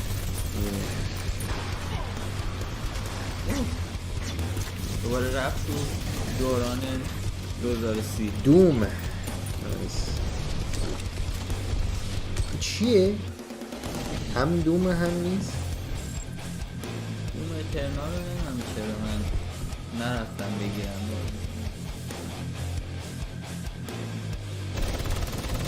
اینو بازی کن بگیر. خیلی جالبه. ببین هم پرودیوس ارلی اکسس فایل دوزم که هنوز هامبل باندل هم اونجا میاد. من فکر کنم دیگه دارم میکرو میخوام بازی میکرو سگا رو بردار بیا. چه دیدی نسبت به بازی ها داری؟ که الان هاتلاین معمولم بزنم جلوت این همینه. خب یکی از بهترین بازی هست که همین چند سال چون پیکسلیه پس آشغاله دیگه نه؟ اوکی اینو میلاد گفت میلاد مردی ها روی توییتره ها گفته بود که بازیایی که پیکسلی هم مف نمیارزن. گفتم میکرو سگا رو بیار بازی کنی. من ترجیح میدم اون نوستالژی بودنش اون محیط بازیش بکنم تا پیسی. نه منم تخریب کنم دیگه چی می‌خواستی؟ I love the look of that last one. Fate Tactics is set to scratch that isometric combat itch that I know a lot of us have been feeling ever since we played Final Fantasy Tactics back in the 90s. But we're not done with humble games yet. Their lineup, as it turns out, isn't all that humble. We're going to take a look at two more games from Project Wingman, a jet fighter game featuring RPG elements and VR support. And rounding things out is Carto from Sunhead Games, a gorgeous top. بذار من میخوام با کیبورد بشونم میخوام دستم کثیف بشه. نه منم نمیزنم. اینجوری گفتم فقط خال نبودن عریضه و بخور چه نمیخور. حالا هستیم. میخواید ادامهش رو بریم چیز کنیم دیگه. من همجوری یه تک برم تا صبح چیزو تموم کنم. دست و صبح؟ آره هر کی هست دیگه میبینه، هر کی هم نبود که دیگه نیست. ببینیم کی تا صبح حال داره بشینه. این چه بازی؟ قفل کردی نه؟ کارتوپیلی کارتوگرافی. خیلی انگار هامبل کارایی کرده. الان بازی هامبل داره. اوه عوض کنی؟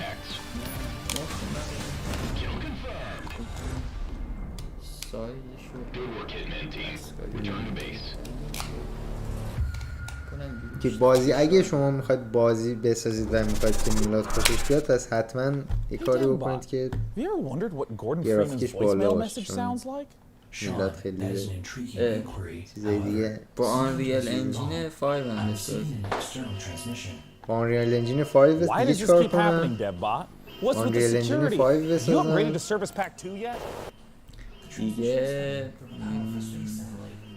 دیگه همین فرق. گرافیکش واقعی باشه، پیکسلی نباشه، تکنولوژی RTX استفاده بشه، RTX باشه، جلوه‌های ویژه‌اش خیلی خوب باشه،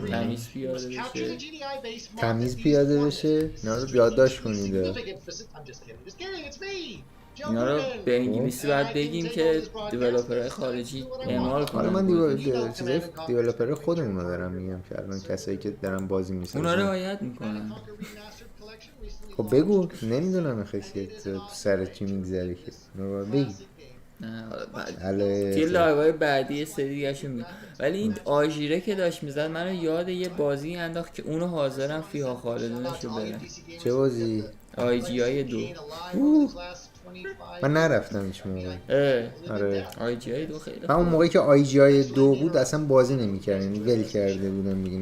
نه پیسی درست حسابی. الان حاضر نیستی بری های 2 رو؟ اصلا یکش هم نرفتم. یکشو من خیلی حال نمی‌کنم ولی 2شو دوست دارم. از چه لحاظ؟ بازی واقعا خیلی تنگ و سخت. آره.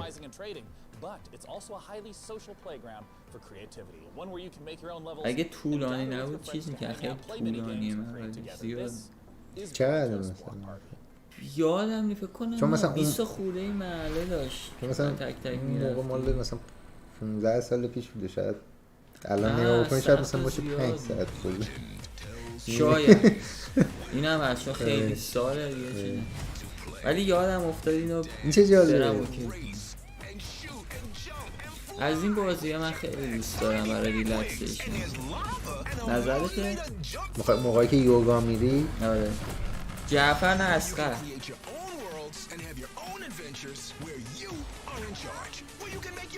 چو؟ ولی واقعا حال میکنم. نه حال تو حال میکنم یا نه؟ من خیلی دوست دارم. فقط آخه یه بازی نینتندو داره مثلا همینه دقیقا، برای پیسی نیست. اگه نظرته که برای یک شاند شیپ هم بریم. اسمش همینه؟ آها شاند شیپ.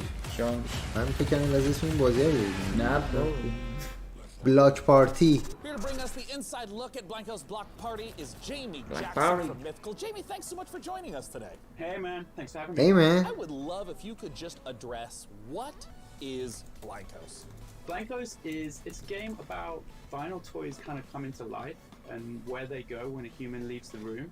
But it's also more than just a game. It's a place for content creators and gamers and collectors to come together and hang out and build the worlds and games that they really want to play. And you can have یه بازی نینتندو داره. الان هر چی فکر می‌کنم اسمش یادم نمیاد.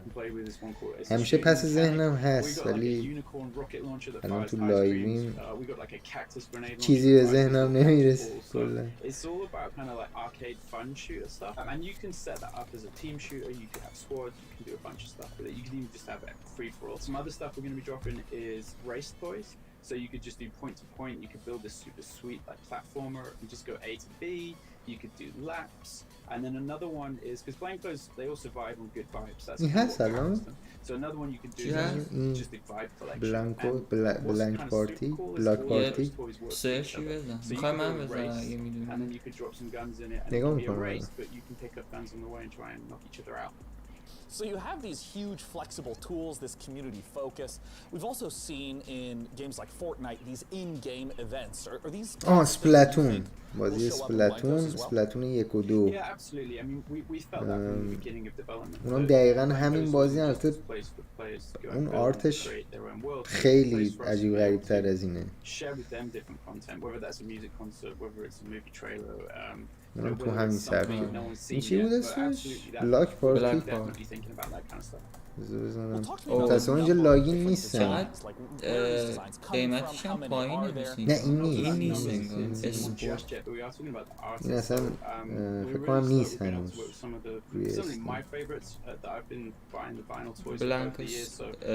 بلاک پارتی بوده. میخوای اسم کاملشی بزنی؟ بلاک پارتی زده؟ نه بلانکوس بلاک یکی که اولش داشت. بلانکوس فکر کنم چیز بود اسم دیولپر. نه با هم دیگه نوشت بعد اسم سازنده یه چیز دیگه بود. این آهنگی همینه. When they can play Blankos, when they can see more. Where do they go for that? If you want to keep just up to date with things, go and check out blankos.com. You can register there right now, so you can, secure your account name and get ready for launch. We're going to be launching یه سریشون که اصلا هست همین الان، یه سریشون هم که حالا میاد اونا رو حتما ما لیست میکنیم میذاریم، چون بعضیش حالا تاریخ دقیقی که اصلا نمیگن، یه سریشون مثلا میگن زمستان 2020 بعضیشون میگن پاییز 2021 آره یا مثلا میگن پاییز. Presented by PC Gamer. Stay tuned for more trailers, announcements, and footage. Coming up later, we celebrate the 20th anniversary of A Total War. What's next in Escape from Tarkov? Oh, nice. The reveal of horror strategy game. Pre-alpha. And more. Back to you, Frankie. The PC خرگوشش action games, and our next project, Everspace 2, دارم میرم تو expands on that سایتش. tradition with its gorgeous handcrafted universe.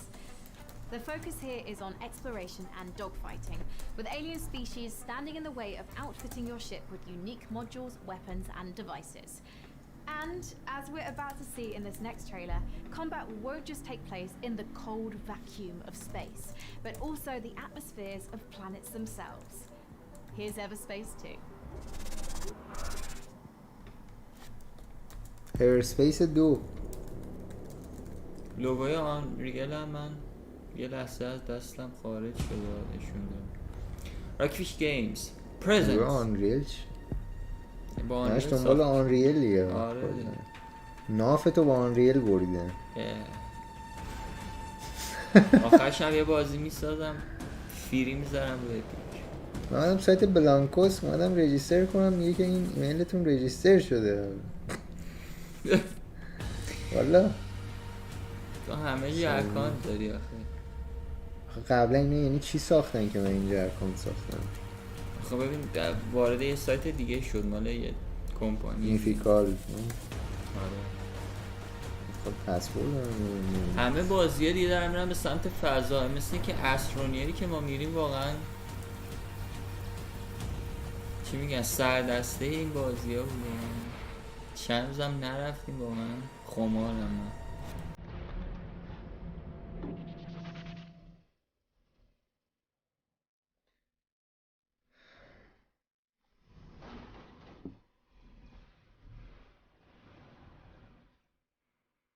آهنگ اینسپشن داره میزنه جدی.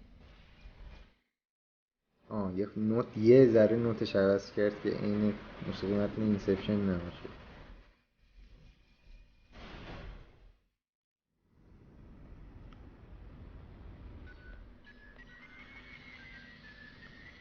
اوه این همه بازی خودم وقت نمیکنه بازی بکنم. 2 روز دیگه میاد. بله عمر ما میگذره آقای مردی ها. Everspace 2 2 روز دیگه با آنریل انجین .com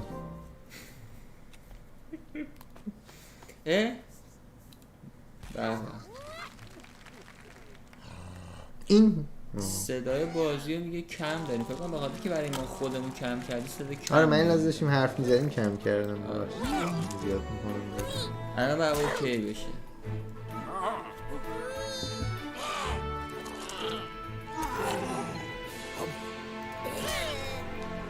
موفق شد یا نه؟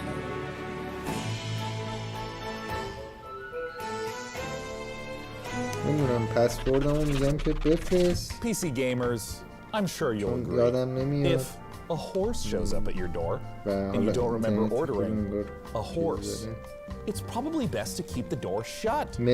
One of the coolest things about a Total War Saga Troy, the next game from Creative Assembly, is that it will enable players to experience multiple different versions of how the iconic battle went down, including several explanations for what that mythical horse actually was.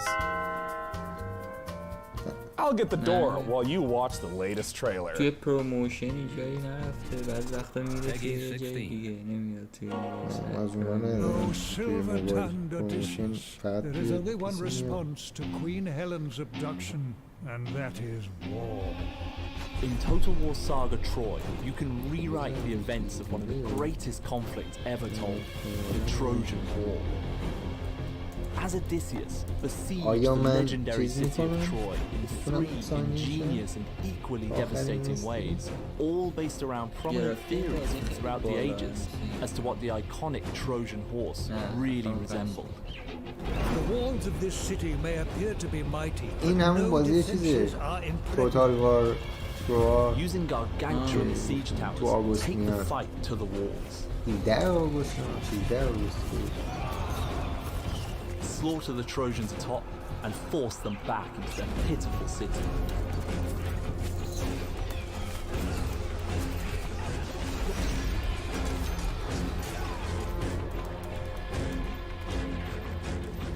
The enemy are unaware of your presence.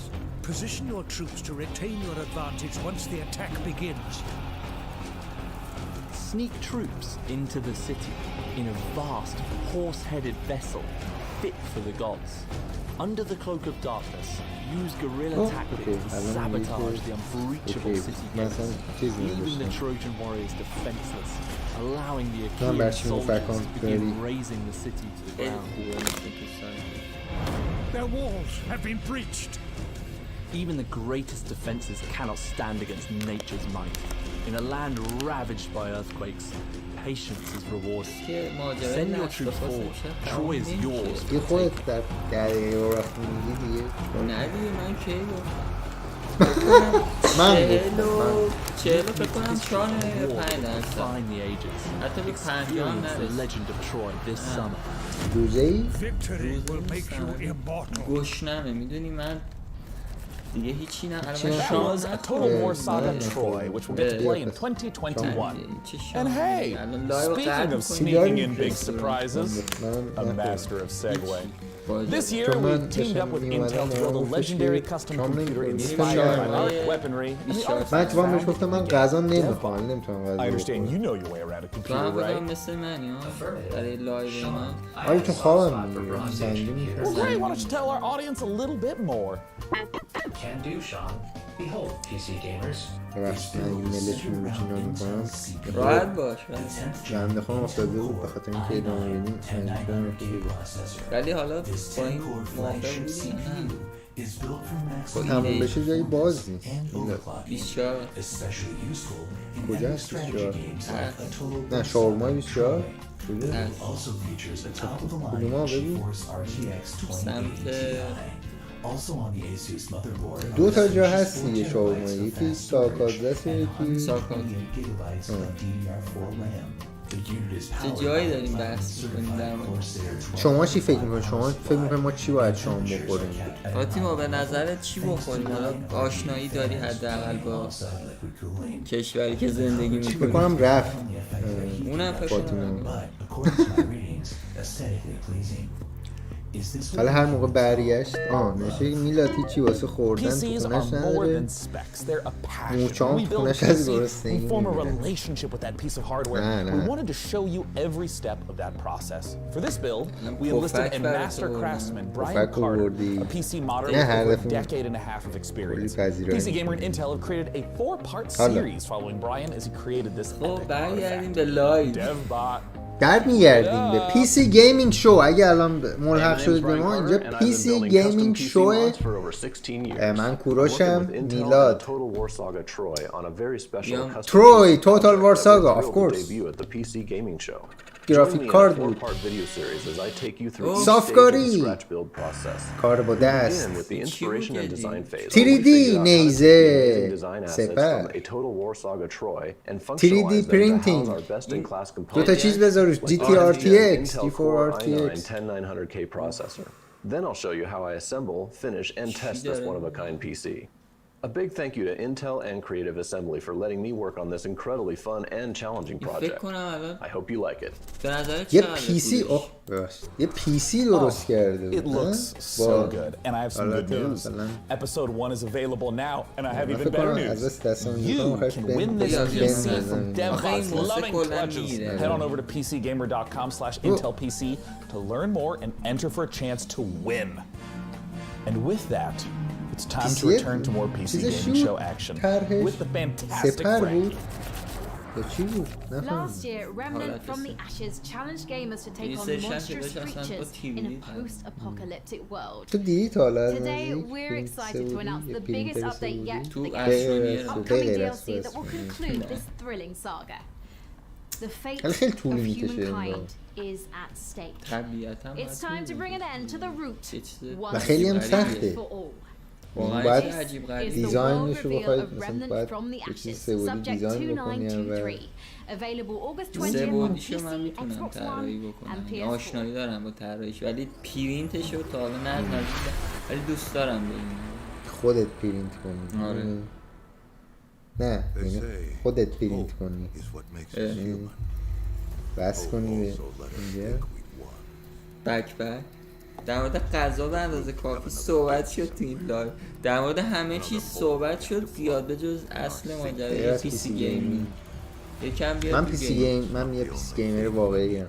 یس فن سونی، فن بوی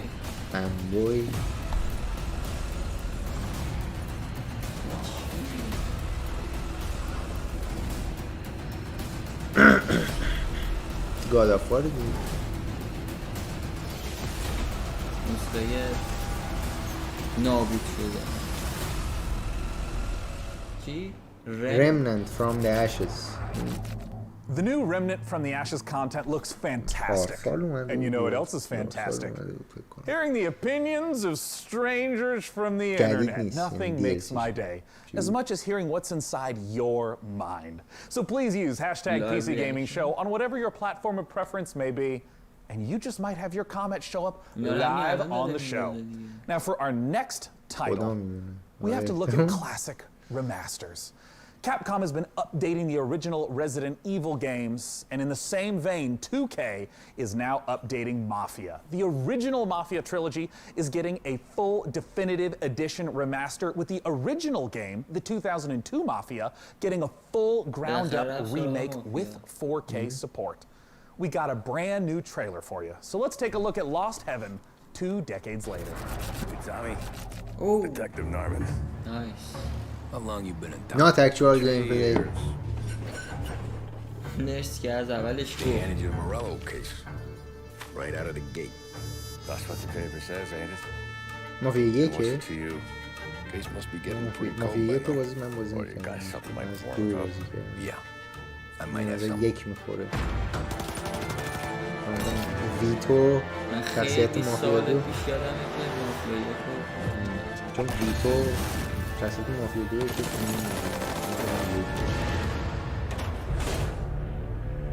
What do they call you, son? Thomas Angelo. Thomas Angelo مافیا یک. Pre-order now. خیلی عجیبه، من اصلا هنوز نمیدونم مثلا مافیا 3 رو کارش میخوام بکنن بازی. Man, Dev Bot, after a beautiful trailer like that, I gotta know, do you have any contacts in the Mafia? Sean, I have left that life behind me. I'm programmed not to. حتی کارش هم نکنن اوکی، یعنی توی پکیج بخوام بفروشن این سه تا بازی رو تو در واقع داری پول ریمیک یک و دو رو بهشون میدونی، احتمالا مافیا 3 رو بکن مجانی داری. Is the president and CCO of Hangar 13. It is Hayden Blackman. Hayden, thanks so much for joining us today. Thanks for having me. So for people who haven't played the original Mafia, which is a 2002 release, talk to us about this game. Mafia, the definitive edition, is a complete ground-up remake of Mafia from 2002, which is a seminal game that really launched the Mafia franchise. And in Mafia, you take on the role of Tommy Angelo, who is a cab driver that falls in with the mob during the 1930s, actually during the height of Prohibition, in a city called Lost Heaven, which is loosely based on Chicago. And as a member of the Salieri crime family, he really gets embroiled in a war with the Morello crime family. And we kind of explore that story. Tommy's a cab driver to a respected member of the Mafia. I feel like in the last 10 years we've seen جایی HD برای editions, دیده شدن remasters, ندارن graphical updates, but my understanding is that this is far more than just a new coat of paint on a game from 2002. Talk to me about what a remake means. Everything was rebuilt. So every asset, every cinematic was reshot and سونی و مایکروسافت زمانی به اینا نمیدن همه اکثرا میگن به غیر از این گادفال هم یه all the missions are there and represented but again everything was completely rebuilt from the ground up in order to kind of meet the expectations of today's gamers and take advantage of today's technology. The location in pretty much every open world game is a central character. In 2002, we have seen a ton of gameplay changes between then and now, 2020. Can you talk a little bit about some of the ways you've updated the open world setting and some of the new mechanics that players can expect? So we do that a number of different ways. You know, one we look at اسکرین شات رو معمولا دیگه از خود این انجین میگیرن دیگه مثلا کاتسینا آره مثلا از قبل نشه یه اسکرین شات crowds and non-player characters and other kind of city life from Mafia 3 and put them into you know Mafia the Definitive Edition. But we also looked at, are there ways for us to kind of redesign the city so it's more fun to drive around? You know, do we need to widen the streets? Do we need to make sure that there's not as many, you know, 90-degree turns so that you can kind of coast around corners? And as we capture the feel of the vehicles, are there things that we want to do to make sure that the roads have, you know, grip or they're slick in the rain? And so that I think brought a lot of life to it as well because most of the ways you engage with the city is through driving. I mean, speaking of rebuilding things from the ground up, I've got to ask you about the cinematics. I mean, they looked gorgeous in the trailer. And, I mean, what was the process of rebuilding all of those cinematics? For us, it was really, you know, how do we recreate تمام کاتسینا رو again, taking advantage of some of the cutting edge stuff that we've been doing at Hangar 13. So, you know, we have, you know, really great facial scanning and likeness capture technology, a state-of-the-art mocap facility. So we really wanted to take advantage of that for, you know, the definitive edition. So we did go in and we rewrote all the cinematics again to add some of that language and add some of that character development and maybe some of that clarity that we were going for without losing the essence of each moment. Well, now it's time for my favorite question. When can we play Mafia Definitive Edition, and where can people go right now to learn more? Sure. So we are looking at an August 28th launch date, and we still, you know, have a ways to go, and we're working on that kind of final polish push right now. We're really confident and bullish in that date right now. If you want more information, you can go to mafiagame.com. After seeing the trailer, I personally am hyped, Hayden. Thank you so much for joining us at this year's PC Gaming Show. Once again, mafiagame.com. For our next title, it's time to head on over to Frankie. Sean, next up, it's one of those games that looks so pretty, we just had to show it to you. Ever wondered what Slay the Spire might be like with Tim Burton at the helm? Well, Road could be the answer. It's being jointly developed by Cyanide and Leica Studio and sees you building a team from storybook psychos like Dracula, Bloody Mary and Baron Samedi. Makes all the more sense when you realise you're being employed by the devil himself, a job that has my name written all over it. The game is out this October and we've got a brand new gameplay trailer. Hi everyone, and welcome to this exclusive gameplay reveal of our new title, Rogue Lords. Development is moving forward and we are very excited to share some in-game elements and combat mechanics for the very first time. Rogue Lords is a rogue-like game where you play as the devil. You have to build your team with legends of evil, lead them in runs through multiple events and fights. After a terrible defeat years ago, you're finally coming back with your most faithful disciples to wreak havoc and terror in a world unbalanced after your long absence. The combat is turn-based and strategic. You will need to build your set of skills through your run to be prepared for any threat. Analyze your enemy's attacks and create combos to secure victory. Every skill costs action points. How to make the best of them each turn. When one of your disciples becomes vulnerable, your own health bar is exposed, which is persistent during the entire run. If your health is reduced to 0, your run is finished.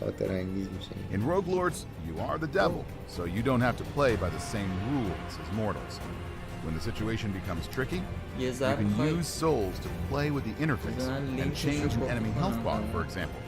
This is an expensive trick to use, but very powerful and useful. این بازی خیلی جالبه به نظرم. Thank you for watching the video. Stay tuned for more info coming soon. See you next time. PS4, Xbox One, Steam. If you're a big fan of roguelikes, you know they're known for two things: procedurally generated worlds and permadeath. Our next game, Unexplored 2, puts an interesting twist on these ideas. What if your character's demise changed the game world itself, altering it for all of your future playthroughs? From developer Ludomotion and publisher Big Sugar, this is Unexplored 2, The Wayfarer's من و Legacy. کورش همین الان لایو پیسی گیمینگ میتونید بیاید و بازی پیسی رو ببینید.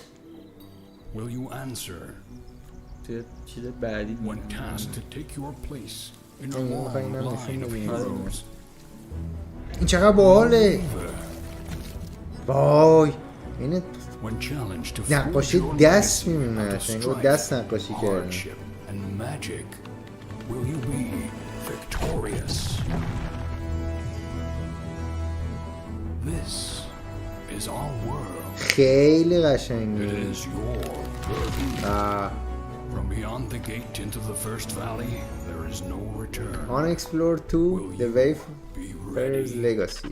The latest update for Dauntless is the most ambitious chapter yet for this online free-to-play RPG. In Call of the Void, players unravel a mystery surrounding an ancient civilization, culminating in a showdown with a new otherworldly behemoth. And as a nice little bonus, if you go to playdauntless.com right now and use the code PCGamingShow2020, you can get some free in-game rewards. Nice. Let's take a closer look at this update that's available now in Dauntless. This is Call of the Void. Cross content. که اونایی که توی لایو هم برن تو استوری.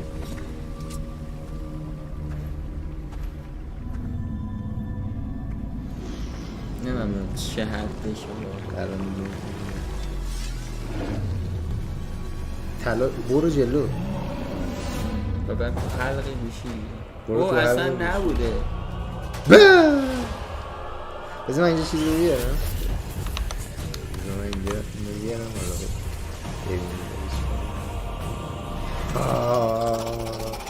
games, video games.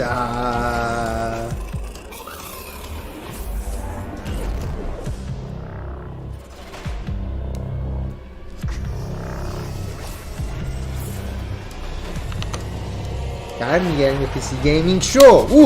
اگه الان به ما جوین شدیم پیسی گیمینگ شو خیلی جذاب میشه. دانتلس به نظر خیلی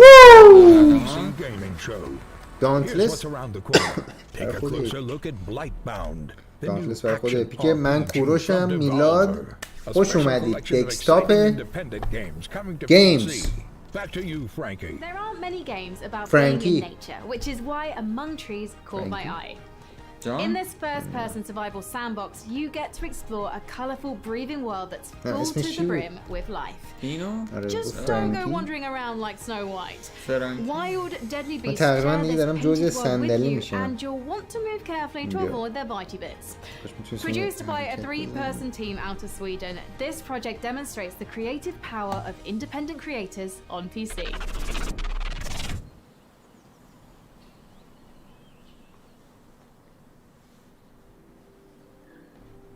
What?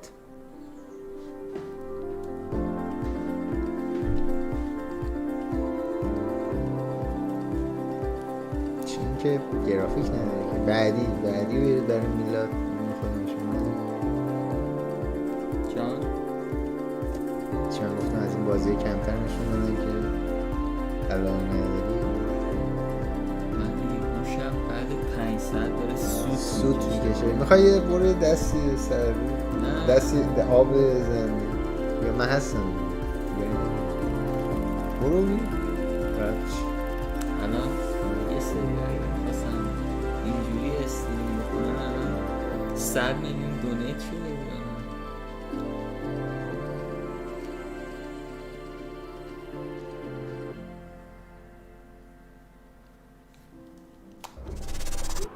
Now, if you're like me, you've drunk your fair share of potions in video games over the years.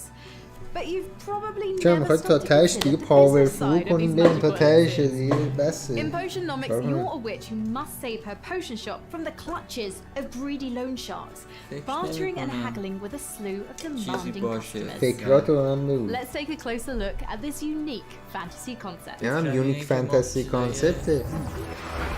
بازی دیگه ای که کلا این بازی‌ها رو بعد در بیاریم با بازی‌ای که بعداً نشون میده در بیاریم جمعشو بذاریم دیگه. نقشه‌هامونو بگو قشنگ ویدیو بگو. نه حالا میتونه اینفوگرافیکش روی تلگرام و اینستامون باشه. دیگه چه برنامه‌ای داریم برای سوشال میدیا؟ دیگه یه اسم دیگه اسمی بازی‌ها رو میتونیم لیست کنیم. کاریه که خیلی پیچیده نیست.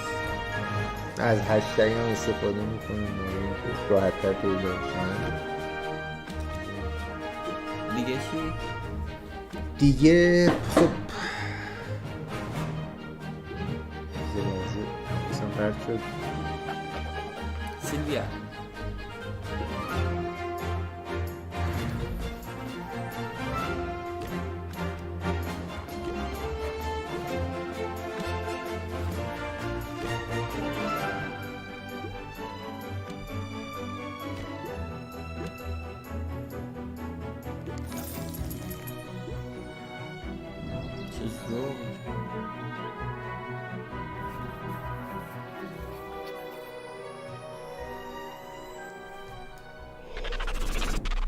We spend a lot of time in video games fixated on finding the best, the most powerful gear.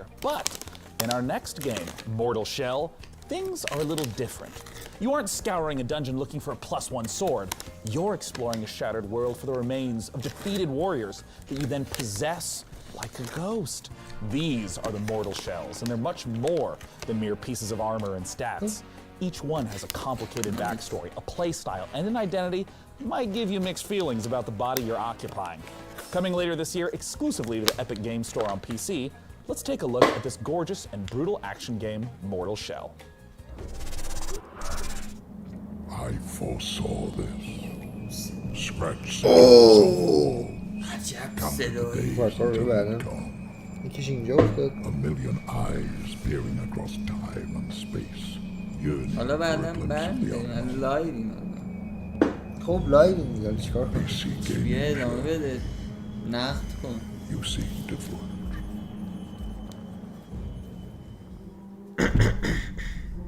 لایویم؟ نه اوکی راحت No monsters. No gods. این همه یارو ازش ترکیه بزنیم واقعا چی میگه برای خودش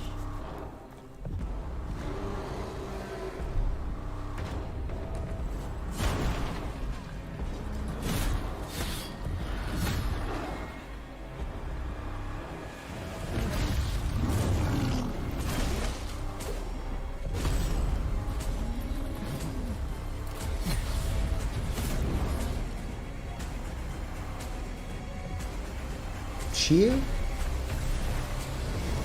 اولش میشه گفت مورتال شل ولی اینقدر تعریف کرد که خیلی اکشنه جالب نمیدونم مثل بازی سولز هست یا نه حالا مورتال شل بتای 3 جولای یعنی دو هفته دیگه We've gotten the chance to see some of the core gameplay of Mortal Shell, but now it's time to talk about bosses. Bosses are a classic staple of this type of RPG, and in our second piece of Mortal Shell footage, we'll see a boss that isn't just a one-and-done threat. Instead, it's a constant adversary throughout the campaign. The Hattern is a mysterious figure who stalks the player throughout Mortal Shell. As you grow in skill and master new weapons, so will he. The clip we're about to watch shows the player's very first duel with the elusive adversary. Let's take a look.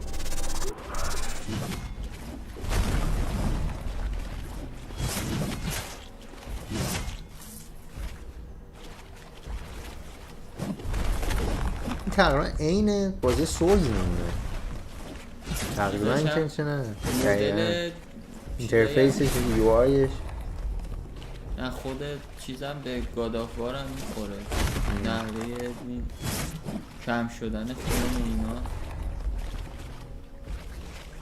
یه مقداری شبیه.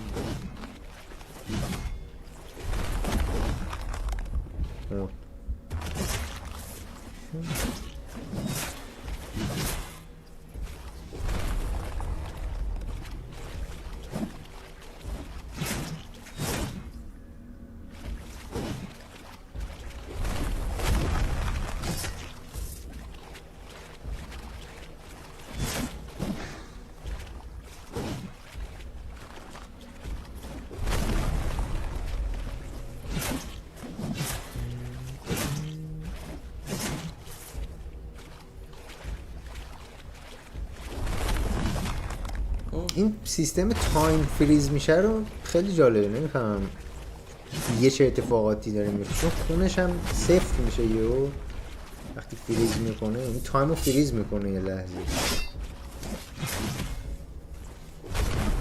ولی خب مثل بازی استامینا، چرا سبز زیر قرمز استامینا. خب صاف از بازی سولز گرفته.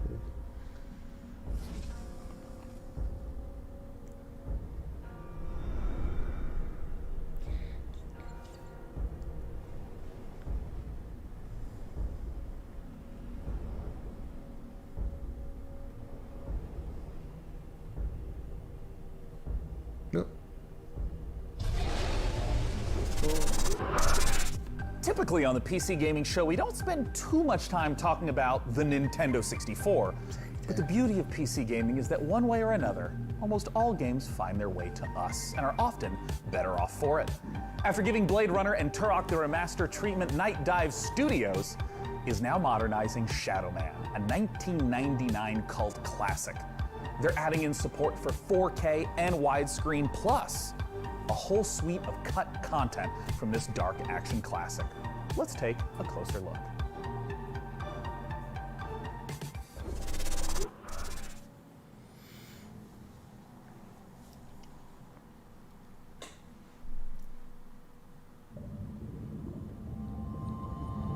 من گفت یه ریمستر یک بازی قدیمی.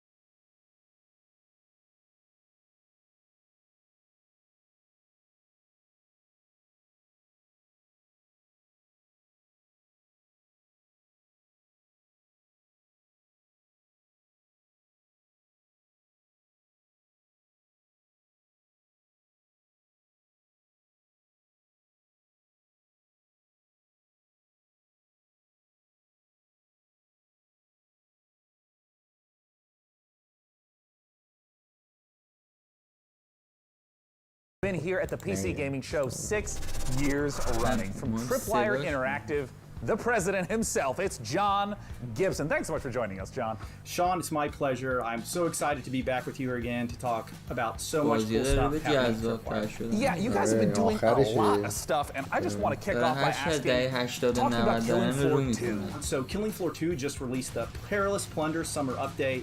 It's got 4 new weapons, Blunderbuss, Glock 18, Kaboom Stick, Tesla Launcher, new official map called Desolation, Space Pirate themed outfits. We're running a seasonal event with rewards until July 7th. And right now, it's free on Steam for a week, so you can go play it. I also have to ask about the follow-up to a game that was announced at the PC Gaming Show, Chivalry 2. Talk to me about Chivalry 2. So we're working with Torn Banner Studios, we're publishing, Torn Banner's developing, and Chivalry 2 is coming along great. It's so fun, and we're excited to announce some big news, cross-play between the PC and the consoles, so you can hack and slash your console friends in Chivalry 2. And last, a game that has been so popular on Twitch. Talk to me about Maneater. Yeah, so we were so excited to get Maneater out the door. You know, we've shown it to you guys originally in 2018. We had all that fun with Frankie in the shark suit, which I'm kind of missing.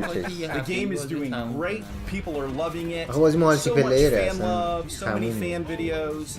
We're just really happy to have it out there, and people eating lots of humans. It's such a funny game too. You know, you've talked a little bit about what games, what has been announced from Tripwire Interactive. What's coming up next for Tripwire? So I wish we could come forward and announce an all-new game, and that would be great, but I can give you a few hints. So Chivalry 2, you know, is in process. It's going to be coming out in the not too distant future, hopefully. Maneater, we're taking the community feedback and we're looking at things that we can add to the game. So you haven't seen the last of Maneater. And Killing Floor 2, you know, the game came out in 2015. So we're really thinking about what's next for the Killing Floor franchise. So stay tuned. Well, if history is any indicator, John, I'm sure I'll see you at next year's PC Gaming Show with those very updates. Thanks so much for joining us. Thank you very much, Sean. Now, at this year's PC Gaming Show, we've already taken a look at some Epic Game Store exclusives. Mortal Shell in particular looks very promising. But for a sense of what else there is, let's take a look at this.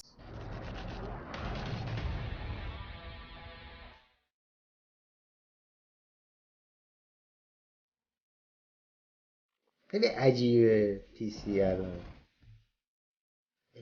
اپیک استور اکسکلوسیو چه خبر هست واقعا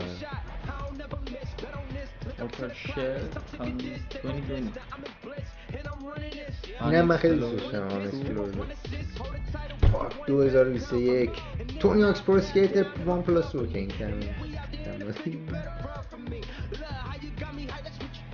وای جون 11 رو که رد کردیم فوریور اینم که قدیمی بود یه مانک تیریز هم من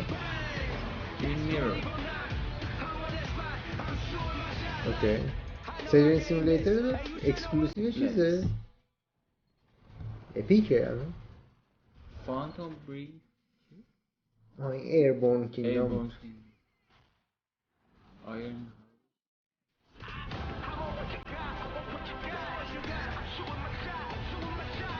Valhalla.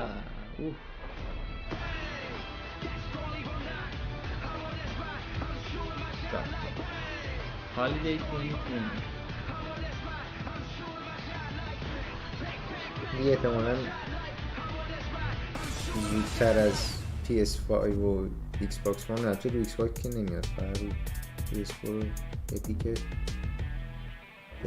قبل از اینکه PS5 بیاد این بازی نیاد. Is a 3-player dungeon crawler where you and your friends explore unique dungeons, fighting a terrifying cadre of mystical and monstrous enemies. Grab valuable loot and cover fallen heroes to expand your roster of available warriors. Blightman will battle its way onto Steam Early Access later this year as an ever-expanding game with new maps, new heroes to add to your roster, and new loot to retrieve through free updates. آره صدای بازی زیاد بود موزیک داشت من فکر کنم تموم شد دیگه Behold, Blightbound, a cooperative dungeon crawler that tasks 3 heroes to venture down from their mountain refuge to face the abominations of the Blight. A mysterious and corrupt land. چون یه چیز کردن از اپیک چیزاشون نشون دادن من میترسم یهو ما تا آخرش هم یهو مثل سونی چون چیز خوب میزنن آخرش دیگه خب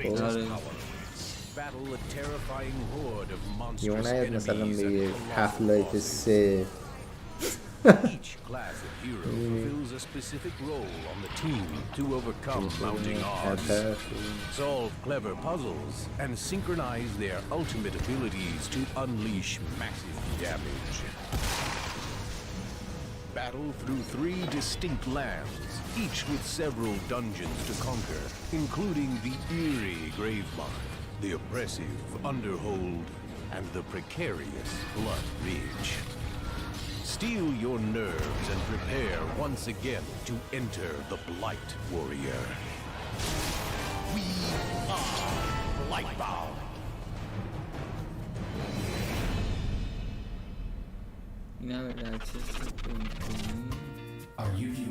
من یه کم با صندلی یکی میشم. تو فعلا منتظر یه سورپرایزی توی من این cherish about PC gaming is its openness. The PC is a platform where anyone can build stuff, tinker and express themselves. And that spirit invites creators, streamers, developers, stores and all kinds of different voices to contribute to PC gaming's vibrancy. We've already featured a lot of exciting independent games here today. But in rapid fire succession, here are 8 more indie projects that we're excited about. Shadows of Doubt is a detective stealth game set in a fully simulated sci-fi noir city. Whoa! Nice. What? 90% بازیایی که نشون دادن من بیشتر حس کنم دهه 90 بوده.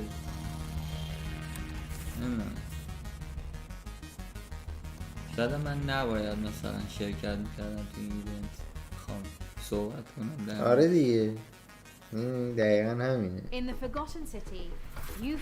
همش دنبال بازیه گرافیک بالا و نمیدونم تا گرافیک رو ببری بالا و اگه یارو خالش اونجا نباشه اوکی نیست و نمیدونم عرقش مشخص. آره عرقش مشخص نباشه دیگه اینو قبول میکنم. Somebody is about to end با اینکه our lives. چیز نیست ولی باز Your job is to figure out who and stop them. You already know what will happen if you fail. Find your own truth in Paradise Killer. الان چیزشو دوست دارم، سرعتشو دوست دارم، بکتری اگه ما اولش نیم ساعت اولش خیلی شوی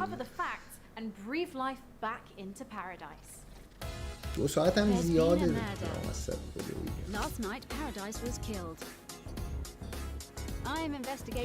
خیلی چیز نشونده به نظر مصاحبه با دیولاپراش خیلی جالب نبود. سونی واقعا خیلی سریع بود. آره حالا سونی هم داشت ولی مثلا دیولاپر میومد 3 تا جمله میگفت میره. آره تنها دیولاپری که اومد خیلی جذاب بود برای من همون که دامن آروم بود. آره اون خیلی باحال.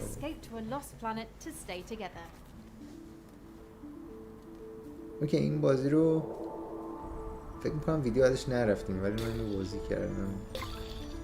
هیون خیلی موزیکش باحاله، خیلی هم خود بازیش هم باحال بود. اسکت مالتی نیست 2 نفر؟ چرا 2 نفر است؟ نه با 2 نفر میگیری ولی مالتی پلیر نیست یه کاراکتر دیگه هم راه فکر کنم 2 نفره میشه ولی آنلاین نیست، حالت آفلاین کوآپه.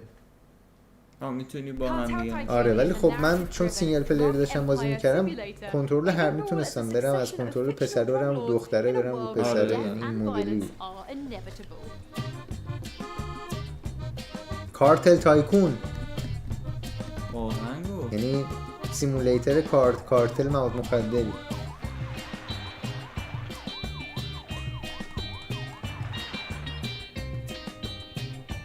اینم استراتژی، این استراتژی خفن سیمولیتر رو استیمه. یادت نیفتاده بازی درگیر سیمولیتر یه حالت چیز بود، حالت خرید و فروش کوتاه بود، اون تو کارتلیه تصمیمات ده کشور رو بفهمم.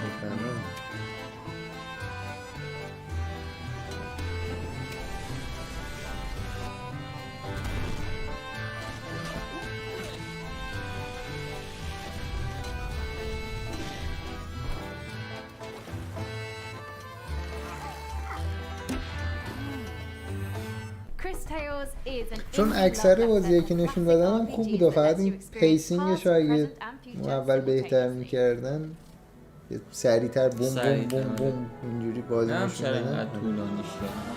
آره آره من یهو تجربه شدم 2 hours اول کار دقیقاً چیزی نمونده به افطار میلاد.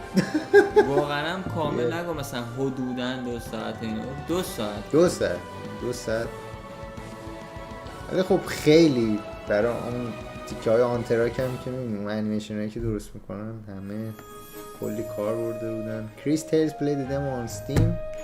من 2 تا چیزا یعنی بازیایی که خوب بود و یه چیزی هم که خیلی دوست دارم اینه که هر چی معرفی میکنن همین الان هست، یه چیزی یا دموش یا خودش یا تاریخش این خیلی حال میده. یعنی انقدر الان دمو هست که آدم وقت نمیکنه بخواد اینو چک بکنه. این مثلا واقعا دوست داشته باشه که من مثلا 3-4 تاش خوب دوست داشتم.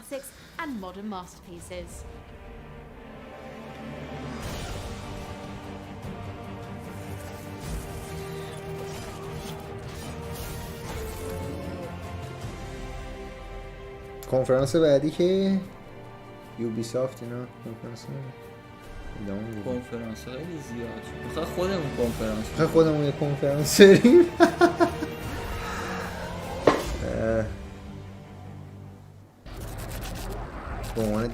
Weird West is a curious project from the co-creators of 2 of our favorite games, Dishonored and Prey.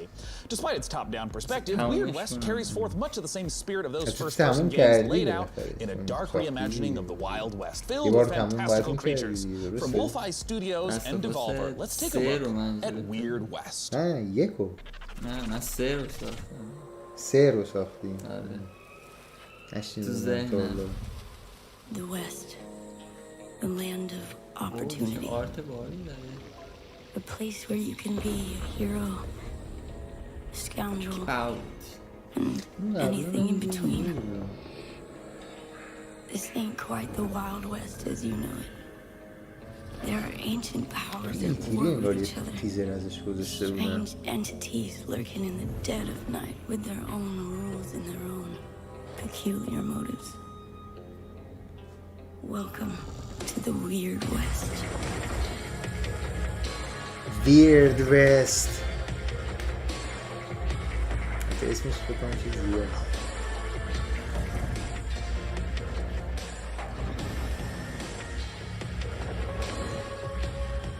والا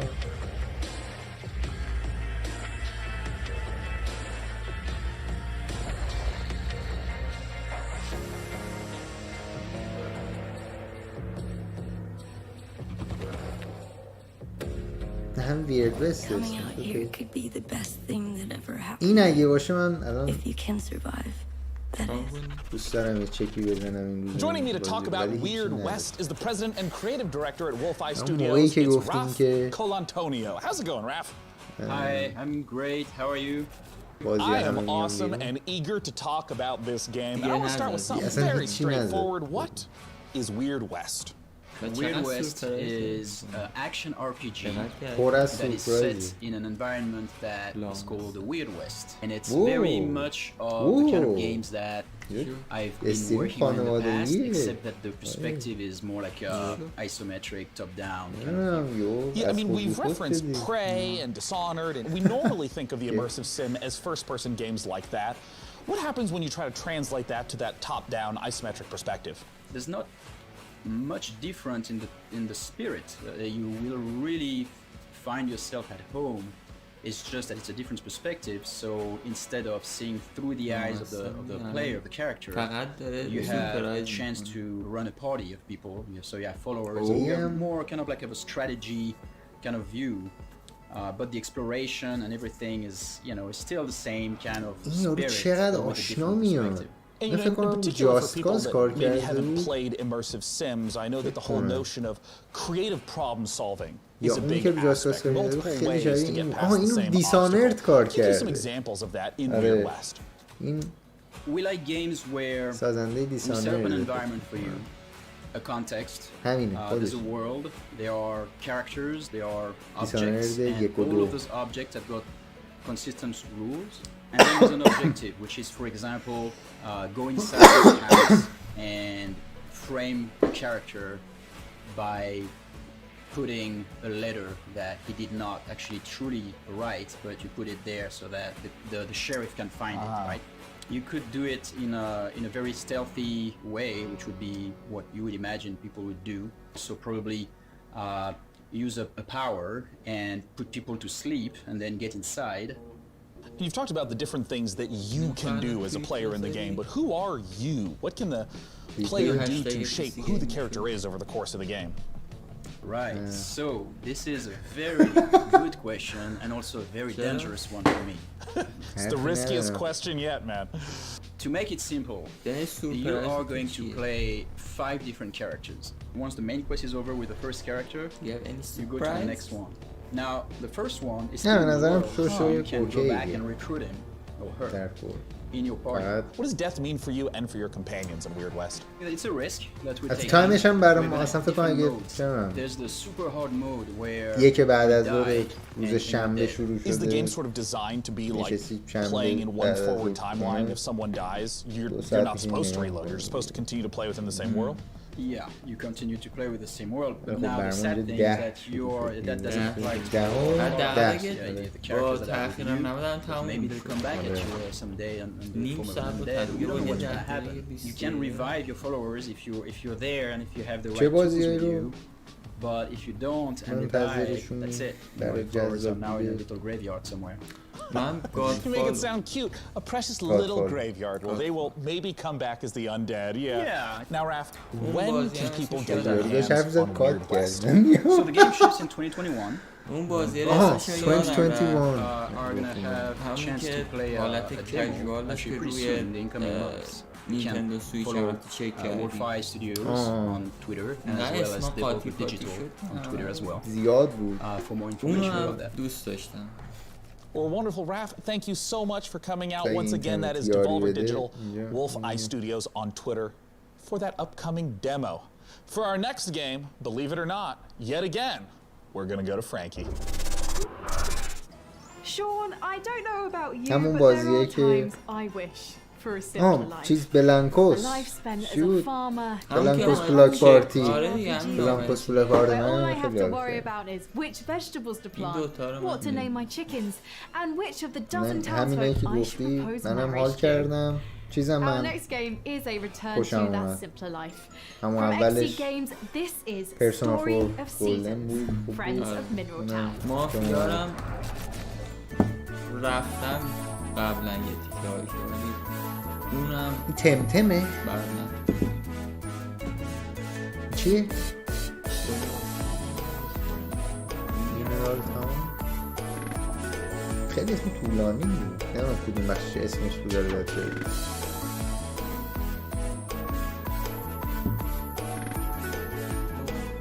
RTX GTX 1080 یا ببینیم چند فرم میگیری. اسب سواری هیچ اسب سواری تو اطفال هم اسب سواری نبود. ببین چه اسبی بود داره از خواستگاری میکنه. همه کاری توی این بازی اتفاق میفته.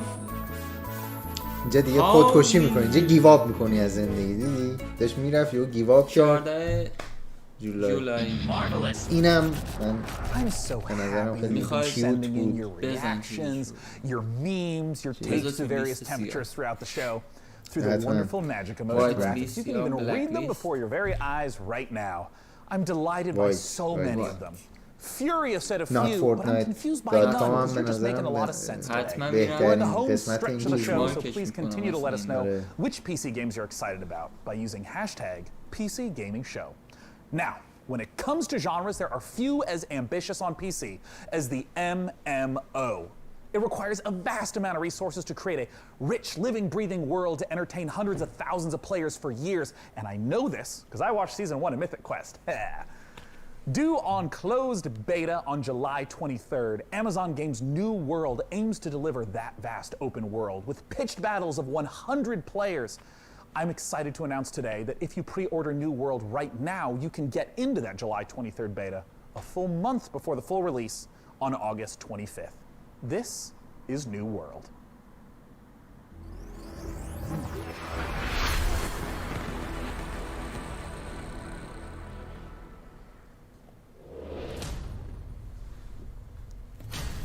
New World؟ آره دهه 90 دوباره نشون میده.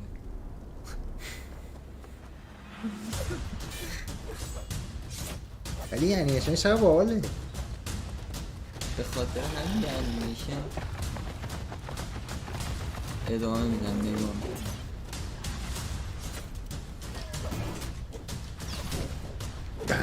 دن من احساس میکنم آخرین بازیه که نشون. احساس میکنم یکی دیگه داره. اون 5 دقیقه مونده. نمیخواد یعنی بیاد تهش جمله‌ای بگم. اگه بخوام خفن تموم بکنن دیگه خداحافظی نمیکنن با یه تریلر میزنن میره. ولی برای بازی خفنی باشه مثلا ایکس باکس سریز چیز بود دیگه جدیدش که میخواست تو اینساید ایکس باکس معرفی کرد بازیاشو از اول خودشو کشت نمیگو والهالا رو میخوایم گیم پلی نشون بدیم بعد آخرش اومد یه که تریلر معمولی نشون داد و اسکول میکرد. چیزو آمازونه آمازون گیمز publishers on Here on the PC Gaming Show, we're big fans of Life is Strange, the award-winning adventure series from developer Don't Nod. Having undergone some big changes since its first reveal in 2018, Twin Mirror, the studio's next game, is a psychological thriller that follows investigative journalist Sam, who returns to his hometown in West Virginia. Available to wishlist now on the Epic Game Store. Let's watch. اوکی سازنده لایف استرنج به نظرم خوبه برای چیز آخر که از بازی مورد خودم من به عنوان یک گیمر واقعی peaceful tops that list until that day. You're the one in the driver's seat, Sam. I can't make you do anything. گرفتنش. Coming back to Basswood was your idea. Just try and make sure you don't do anything stupid. I know you think that the only thing waiting for you down there is hurt. You might be right.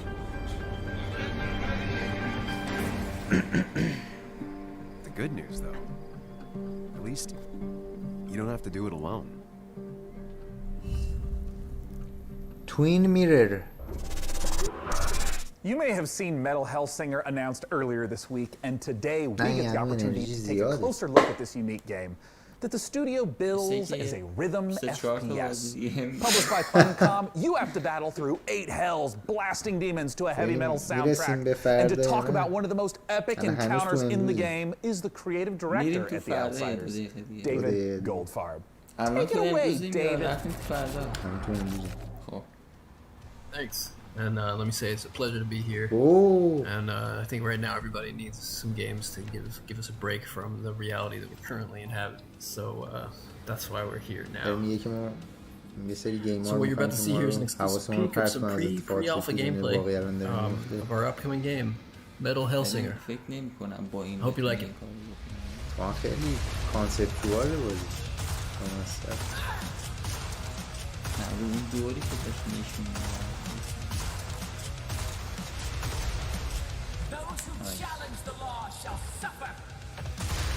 خیلی افکتای جالبی داره وقتی منفجر شده آتیشه خیلی پارتیکلای زیادیه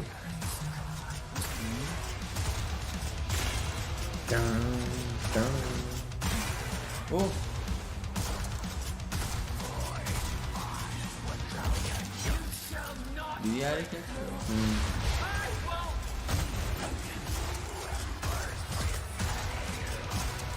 خیلی این پارتیکل ها قشنگه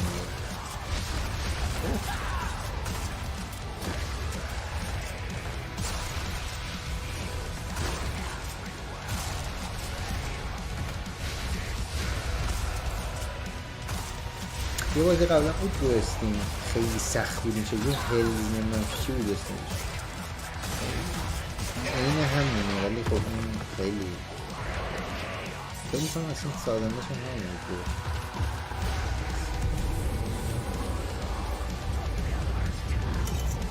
باید کمبوتو نگرد بده داره این فکر میکنم لازم کنم متال هلسینگر. آره فکر کنم مال همون 2021 PS4 Xbox. منم نفهمیدم. Hey everybody, Felicia Day here, and I play the magician in the Dungeons of Nahelbeck, The Amulet of Chaos. The Amulet of Chaos is a fun and silly tactical RPG that's coming to PC later this summer. 2 ساعت رد کرد. من فکر کنم مثلا 2 ساعت و 50 الان وارد فردا شدیم. Skill sets or lack thereof, fighting styles and inventory. Each one is kind of a failure, but together they're too dumb to fail. The game doesn't take itself too seriously. It has lots of in-jokes for tabletop games, and for some reason it features a lot of chickens. سلام. اگه الان اومدید به لایو تبریک میگم. ما الان تو فرداییم. شب زنده داری هستی. پیسی گیمینگ شو. You again? I'd expected your asses to be turned into lampshades by now. You root. 2 ساعتی است ما اینجاییم. بیشتره 2 ساعت. 2 ساعت فقط ایونت. 2 ساعت و 20 ما حداقل 20-25 دقیقه قبلش هم بودیم.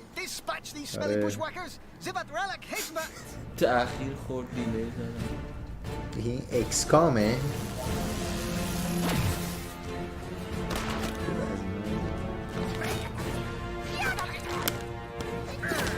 نم کشیده. همین بود. از کی میده؟ از یه هفته پیش. The Dungeon of Nahelbeck. Who says you need water to go sailing? انرژی گرفتی. Our next game is on a boat in the middle of a sea of desert.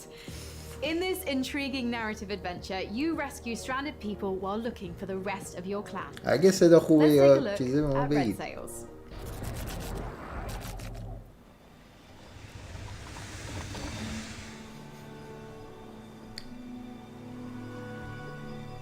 فکر نکنم یکی میتونه از آینده بیاد به ما بگه چقدر دیگه مونده.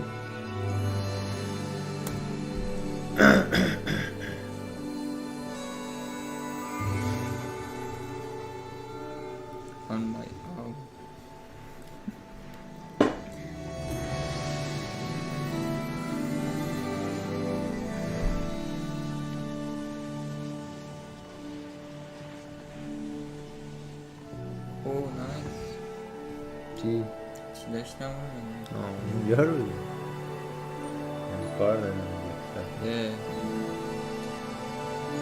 نگاه نکن.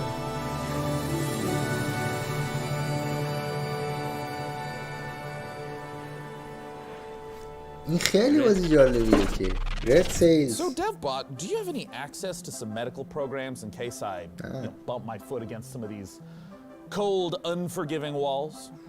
Query received, Sean. In order to familiarize you with basic life-saving procedures, I have established contact with game developer Bossa Studios, the creators of Surgeon Simulator. Well, I wasn't really planning on doing any surgery. I feel like if I was injured, you'd be the one doing the surgery.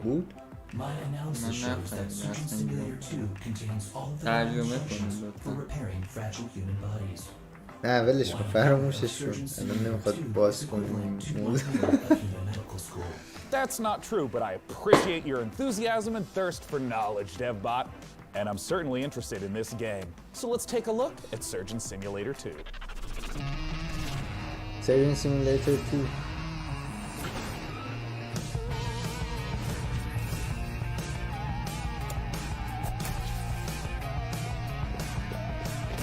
جایی باز هست؟ غذا؟ نمیدونم جایی باز باشه یا نه. من که اگه بکشم اصلا ببینیم اگه من دستگیرت کردم اینجا. کمال عبدالمال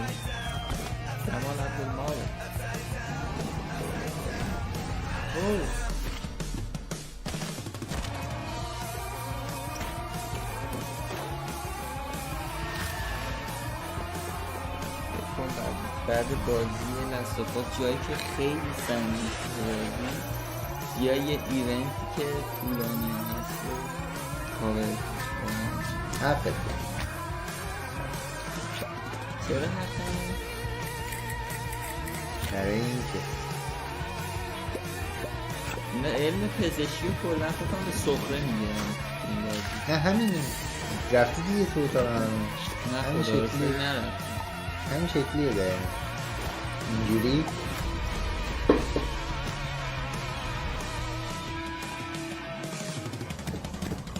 نه سیجن سیمولیتر گل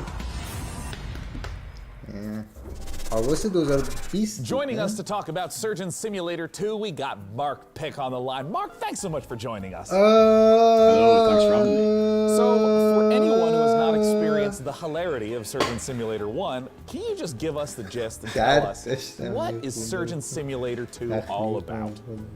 We've kind of taken the tone from the heart of the original, which is that chaotic physics gameplay, and we've really kind of blown it out to brand new epic proportions.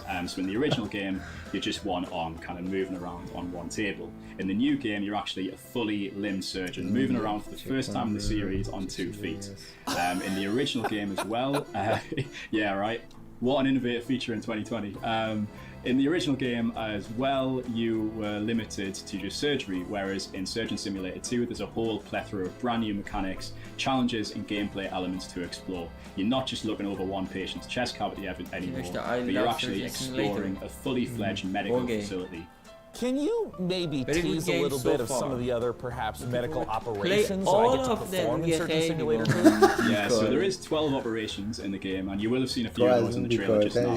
Think of that facility as like a little bit like the original Surgeon Simulator with a bit of kind of a mad scientist lab thrown in there through this kind of lens of like a Willy Wonka's Chocolate Factory vibe. Like you're never really sure what's going to be around the next corner. Oh my god, these and what are new so twist good or what looking. dark machine you're going to come across next. So players are going to come across everything from like surgical vending machines, over-engineered operating theatres, automatic patient dispensers. My personal favourite, which is actually an improvised cannon, where you can actually fire limbs, organs and things across to your fellow surgeons on the other side of the room to keep operating on Bob. Now, Mark, I understand that there is a creation tool in Surgeon Simulator 2. What does that entail? Yeah, that's right. So in keeping with the variety and the surprise that we talked about before, in Surgeon Simulator 2, we're proud to announce that we are bringing the Boss Alive creation mode to the game. Now, in creation mode, you as a solo player or in a group of up to 4 players can get stuck into the very same tools that we as designers and developers use to build our very own story mode. It's an easy to use, intuitive, friendly set of tools where it's much more great as it is to play. What are some of the examples of the types of roles, the types of creations that people have made? That's a great question. So we've been live for the last few months already. The wealth and the variety of content made by players so far has been really incredible to see.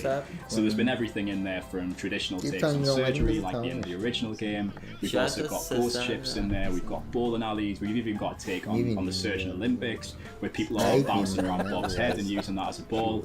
And then we've got my personal favourite, which is the kind of the take on the bottle flip challenge. So I don't know if you're familiar with that, but where you can kind of flip a bottle with the hands and kind of it's not the easiest thing to do with the Surgeon Simulator hand, and you just kind of step back and see the physics chaos play out, and it's a lot of fun. It's very satisfying to see play out. Mark, I had a blast playing Surgeon Simulator 1.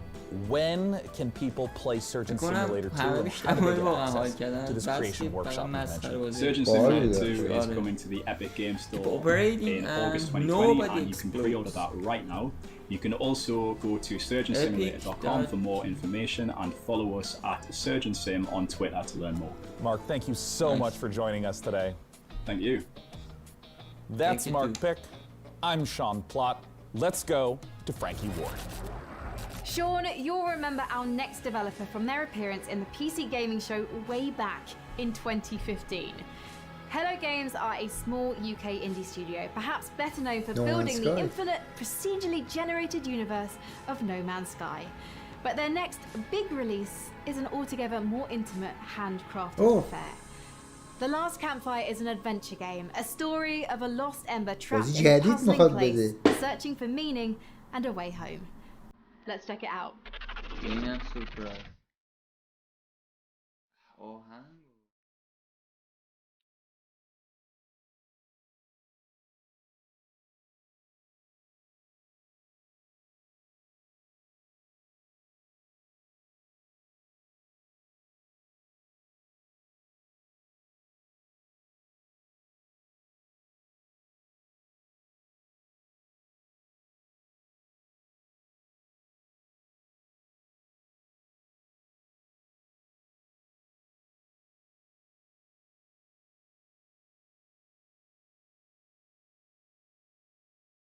فکر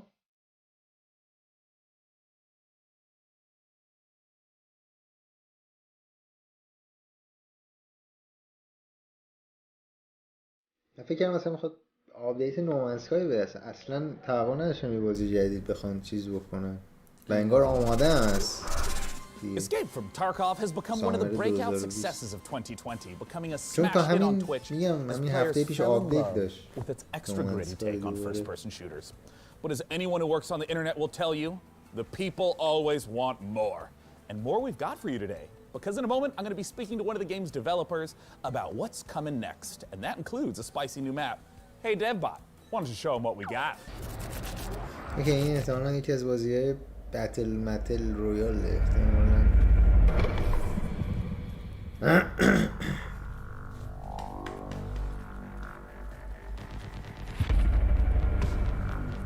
چیه؟ دراگ سیمولیتر؟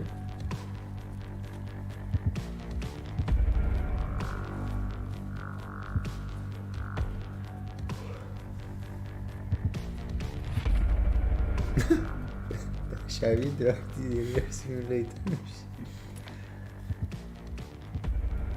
نکنه دراگ دیلر سیمولیتری. شاید فقط اسنایپر تو دستش اونو برای من تداعی نمیکنه.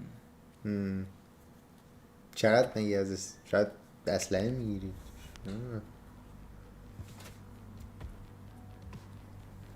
حتی گفت مپ جدید این احتمالاً چیزه رینبو 6 سیجه یعنی خب یه نفر آخر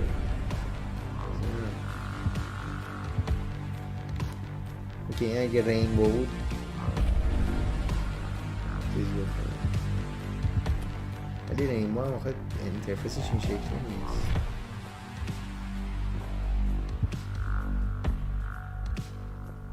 آهنگش ولی خوب. رفتی تو زن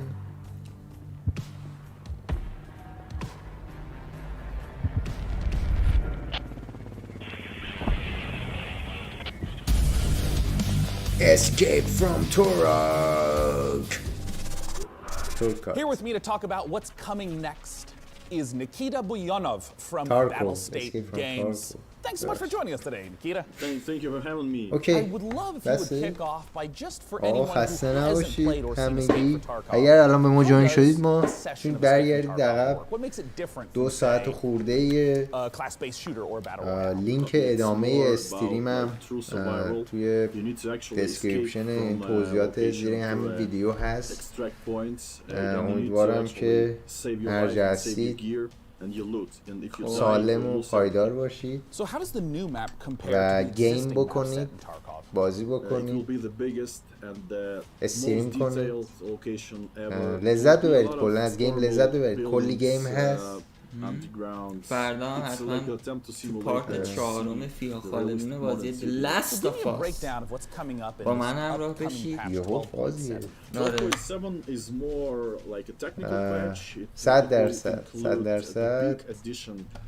شاید هم دیدی لاست آف آس 2 رو خودم یه اتفاق برای من دیروزم افتاد. و همین شما رو به خدای بزرگ میسپارم تا یه لایو دیگه، تا یه ویدیو دیگه. موضوع خودتون باشید.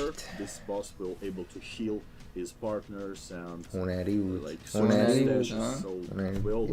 چیا بازن چیزی بخوریم. حتی میخوای لایو به اتمام برسونیم. بعد از 6 ساعت بچه ها من دیگه فکر میکنم که واقعا باید برم.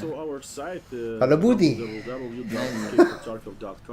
حتی فکر کنم ما الان مثلا چیزی همین الان تموم شد دلت نمیاد تموم یه دونه دیگه. For our next titled PC gaming show, it's time to head on over to the inimitable چی میگن گل انداخته صحبتشون میگن قد نکنیم باشه بریم یه چیزی بگیریم The next game in the Outlast series offers more mind-numbing terror, but this time with friends. Outlast Trials is set during the Cold War, and in this happy period of distrust, fear, and violence, you and your friends are human guinea pigs involuntarily recruited to test advanced methods of brainwashing and mind control. Good times. But work together, and maybe you'll survive.